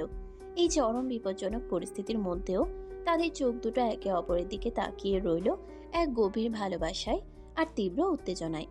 তাহসান রাইসার চোখের দিকে তাকিয়ে বলল, রাইসা, আমি তোমারে প্রথম যেদিন দেখছিলাম শপিং মলে, সেদিন থেকেই আমি তোমার এই চোখের প্রেমে পইরা গিয়েছিলাম। প্রতিশোধের নাটকটা তো ছিল, কিন্তু এখন আমি তোমারে সত্যি নিজের চেয়েও বেশি ভালোবাসি। আমিও তোমাকে খুব ভালোবাসি তাহসান। কাল যদি তুমি আমাকে নিয়ে না যেতে পারো, আমি এই ছাদ থেকে লাফ দিয়ে মরে যাব, কিন্তু সাইমনকে কখনো বিয়ে করব না। কসম আল্লাহর, কাল সাইমনরে আমি এমন ধলাই দিমু যে ও বিয়া কইরা ভইলা যাইব। এখন যাও জানো, একটু ঘুমাও, কালকে লাইগা এনার্জি বাঁচাইয়া রাখো। তাহসান গাছ পেয়ে তরতর করে নিচে নেমে গেল আর অন্ধকারের মধ্যে মিলিয়ে গেল। রাইসা নিজের বুকের উপর হাত রাখল। তার হৃৎপিণ্ড তখন ঝড়ের গতিতে স্পন্দিত হচ্ছিল। শুক্রবার দুপুর, গফুর সাহেবের পুরো বাড়ি আলো দিয়ে সাজানো হয়েছে। ড্রয়িং রুমে বসে আছেন কাজী সাহেব, সাইমন, তার বাবা আর গফুর সাহেব। সাইমনের পরনে একটা দামি শেরওয়ানি, কিন্তু তার চোখ দুটো নেশায় বুঁদ হয়ে আছে। রাইসাকে ফারহানা ভাবি লাল বেনারসি শাড়ি পরিয়ে ড্রয়িং রুমে নিয়ে এলেন। রাইসার মুখটা ঘোমটা দিয়ে ঢাকা, কিন্তু তার হাত দুটো কাঁপছিল। তা গফুর সাহেব, সময় তো হয়ে এসেছে। মেয়েটার সাইনটা কি প্রথমে নিয়ে নেব? হ্যাঁ কাজী সাহেব, আপনি শুরু করুন। সাইমন বাবা, তুমি রেডি তো? I am always ready uncle. রাইসাকে আজ আমার চাই। ঠিক তখনই ড্রয়িং রুমের দরজা খুলে ভেতরে ঢুকলো 4 জন ক্যাটারিং সার্ভিসের লোক। তাদের সবার মাথায় মস্ত বড় বড় বিরিয়ানির ডেকচি। একদম সামনের লোকটার মাথায় বিশাল শেফ টুপি, মুখে বড় একটা মাস্ক পরা। সে ডেকচিটা টেবিলের উপর রাখতেই পুরো ঘরে কাচ্চি বিরিয়ানির সুগন্ধ ছড়িয়ে পড়ল। রাইসা বেনারসির ঘুমটা নিচ থেকে সুগন্ধটা পেতেই চমকে উঠল। সে মনে মনে বলল, তাহসান, ওই বাবুসি, তোমরা এখন ডেক্সি নিয়ে এখানে আসছো কেন? খাবার তো ডাইনিং হলে রাখার কথা, যাও এখান থেকে। আর এই শ্বশুর আব্বা বিয়া হইব ড্রয়িং রুমে আর কাচ্চি থাকবো ডাইনিংয়ে? এইটা কেমনে হয়? জামাইবাবু সাইমন সাহেবরা তো প্রথমে একটু এনার্জি দেওয়া দরকার। তাহসান মাস্কটা এক ঝটকায় নামিয়ে দাঁত কেলিয়ে হাসল। সাইমন তাহসানকে দেখেই চোখ বড় বড় করে। এই, এটা তো ওই পুরান ঢাকার গুন্ডাটা, বডিগার্ড। ওরে ধর।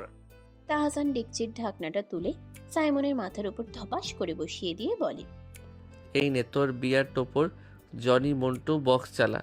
ঠিক তখনই বাড়ির বাইরের গেট ভেঙে কালা জনি আর মন্টু 5টা মস্ত বড় বড় সাউন্ড বক্স নিয়ে ভেতরে ঢুকে পড়লো। বক্সের বিকট শব্দে গান বাজতে শুরু করলো। বাপের বড় পোলারে বিয়া করতে চলল রে। গানের তালে তালে জনি আর মন্টু পটকা ফুটাতে শুরু করলো। পুরো ড্রয়িং রুম ধোঁয়ায় আর আওয়াজে একদম অন্ধকারের মতো হয়ে গেল। ওরে বাবা, বোমা ফাটতেছে, বাঁচাও, পুলিশ ডাকো। রায়হান তাহসানকে ধরতে গিয়ে নিজের পায়ের কাপড়ে পিছলে পড়ে যায়। ওরে আমার কমরটা গেল রে, ধর ওরে। তাহসান এই গোলমালের মাঝে এক লাফে রাইসার সামনে গিয়ে দাঁড়ালো। সে রাইসার হাতটা শক্ত করে চেপে ধরলো। কি গো রাইসা বেগম, বলছিলাম না ঘোড়া লইয়া আসুম, ঘোড়া পাই নাই তাই কাচ্চির ডেক্সি লইয়া আইসি, চলবা আমার লগে? রাইসা আনন্দে আর উত্তেজনায় তাহসানের বুকে জড়িয়ে ধরে। চলবো, সারা জীবনের জন্য চলবো, চলো এখান থেকে। তাহসান রাইসাকে কোলে তুলে নিল। রাইসার লাল বেনারসির আঁচলটা বাতাসে উড়ছিল। তাহসান রাইসাকে নিয়ে ড্রয়িং রুমের জানালার কাঁচ ভেঙে এক লাফে বাইরে বাগানে নরম ঘাসের উপর গিয়ে পড়ল। সেখানে রনি একটা খোলা জিপ গাড়ি স্টার্ট দিয়ে দাঁড়িয়েছিল। ওস্তাদ, জলদি ওঠেন, গফুর সাহেবের বডিগার্ডরা পিছে আসতেছে। তাহসান রাইসাকে জিপের পেছনের সিটে বসিয়ে নিজের ড্রাইভিং সিটে বসলো। গাড়িটা তীব্র গতিতে গেট ভেঙে মেন রাস্তায় গিয়ে পড়ল। পেছনের ড্রয়িং রুম থেকে তখন গফুর সাহেবের আর সাইমনের চিল্লানির আওয়াজ শোনা যাচ্ছিল। গফুর সাহেব জানালা দিয়ে মাথা বের করে চিৎকার করে, রাইচা, তুই ফিরে আয়, ওই ছোট লোক তোকে ধ্বংস করে দিবে। রায়হান, পুলিশে ফোন দে। তাহসান গাড়ি চালাতে চালাতে পেছনের দিকে তাকিয়ে ফ্লাইং কিস দিয়ে বলে, শ্বশুর আব্বা, বিয়ার দাওয়াতটা কিন্তু পারফেক্ট ছিল। কাচ্চিটা নিজেরা খাইয়া নিয়েন। সাইমন সাহেবের মাথায় তো অলরেডি ডেকচি পড়াইয়া দিছি। Bye bye. গাড়িটা তীব্র গতিতে গুলশানের রাস্তা পেরিয়ে পুরান ঢাকার দিকে ছুটতে লাগলো। রাইসা তাহসানের কাঁধে মাথা রেখে খিলখিল করে হাসতে লাগলো। তার চোখে সব জল আজ আনন্দের মেঘ হয়ে উড়ে গেছে। সে জানতো এই পাগল ফাজিলার সাইকো ছেলেটার বুকেই তার আসল ঠিকানা, যেখানে কোনো টাকার অহংকার নেই, আছে শুধু এক সমুদ্র খাঁটি ভালোবাসা। জিপ গাড়িটা যখন পুরান ঢাকার সেই চীনা ভাঙ্গার গলির সামনে এসে দাঁড়ালো, তখন চারপাশের আকাশ জুড়ে সন্ধ্যার অন্ধকার নেমে এসেছে। রনির বাসাটা আজ চমৎকার করে সাজানো হয়েছে। রনি আর সুমি আগে থেকে সব গুছিয়ে রেখেছিল। ঘরের মেঝেতে কার্পেট পাতা, আর এক কোণায় বাসর ঘরটা সাজানো হয়েছে তাজা রজনীগন্ধা আর গোলাপ ফুল দিয়ে। ফুলের সেই মিষ্টি সুবাসে পুরো ঘরের পরিবেশটাই বদলে গেছে। সুমি রাইসার হাত ধরে হাসি মুখে ঘরের ভেতরে নিয়ে এলো। রাইসার পরনে এখনো সেই লাল বেনারসি শাড়ি, তবে গায়ের গয়না আর চুলে কিছুটা ধুলোবালি লেগে আছে। তাহসান নিজের মাস্ক আর শেলফের টুপিটা ছুঁড়ে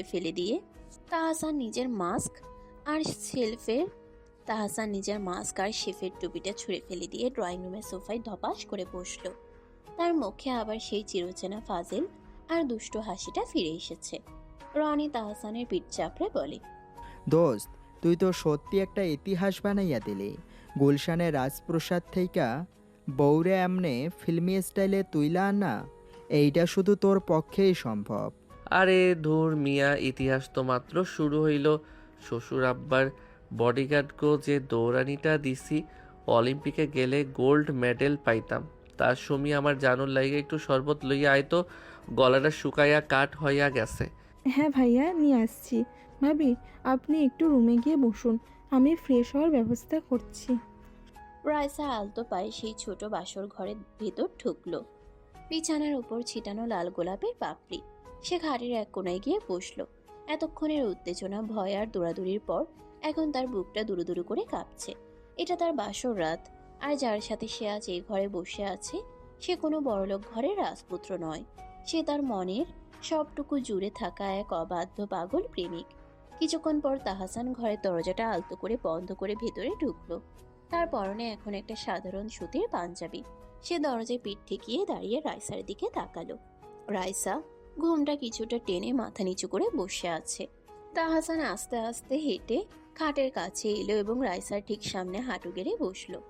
কি গো রাইসা বেগম, গুলশানের এসি রুম ছাইরা এই পুরান ঢাকার টিনের চালের ঘরে থাকতে কষ্ট হইব না তো? এখনো সময় আছে, চাইলে শ্বশুর আব্বারে ফোন দিয়া ফেরত পাঠাইয়া দিতে পারি। রাইসা ঘুমটার নিচ থেকে চোখ বড় বড় করে তাহসানের বুকে একটা কিল মেরে বলে, ধুর ফাজিল, সব সময় ফাজলামি ভালো লাগে না। তোমাকে আমি কতবার বলেছি, আমার শুধু তোমাকেই চাই। এই ভাঙা ঘরই আমার রাজপ্রাসাদ। তাহসান রাইসার এই অবুঝ ভালোবাসা দেখে আর নিজেকে সামলাতে পারল না। সে আলতো করে রাইসার মুখের উপর থেকে বেনারসির ঘোমটাটা সরিয়ে দিল।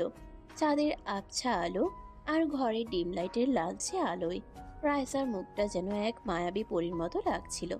কান্নার কারণে চোখের কাজল কিছুটা লিপটে গেছে, কিন্তু তার চোখের চাউনিতে এখন শুধু তাহসানের জন্য এক সমুদ্র প্রেম। তাহসান নিজের দুই হাত দিয়ে রাইসার মুখটা আলতো করে তুলে ধরল। তার ফাজিল রূপটা এক নিমিষেই হারিয়ে গেল এক গভীর তীব্র ভালোবাসার মাঝে। সে নিচু হয়ে রাইসার কপালে নিজের ঠোঁট ছোঁয়ালো।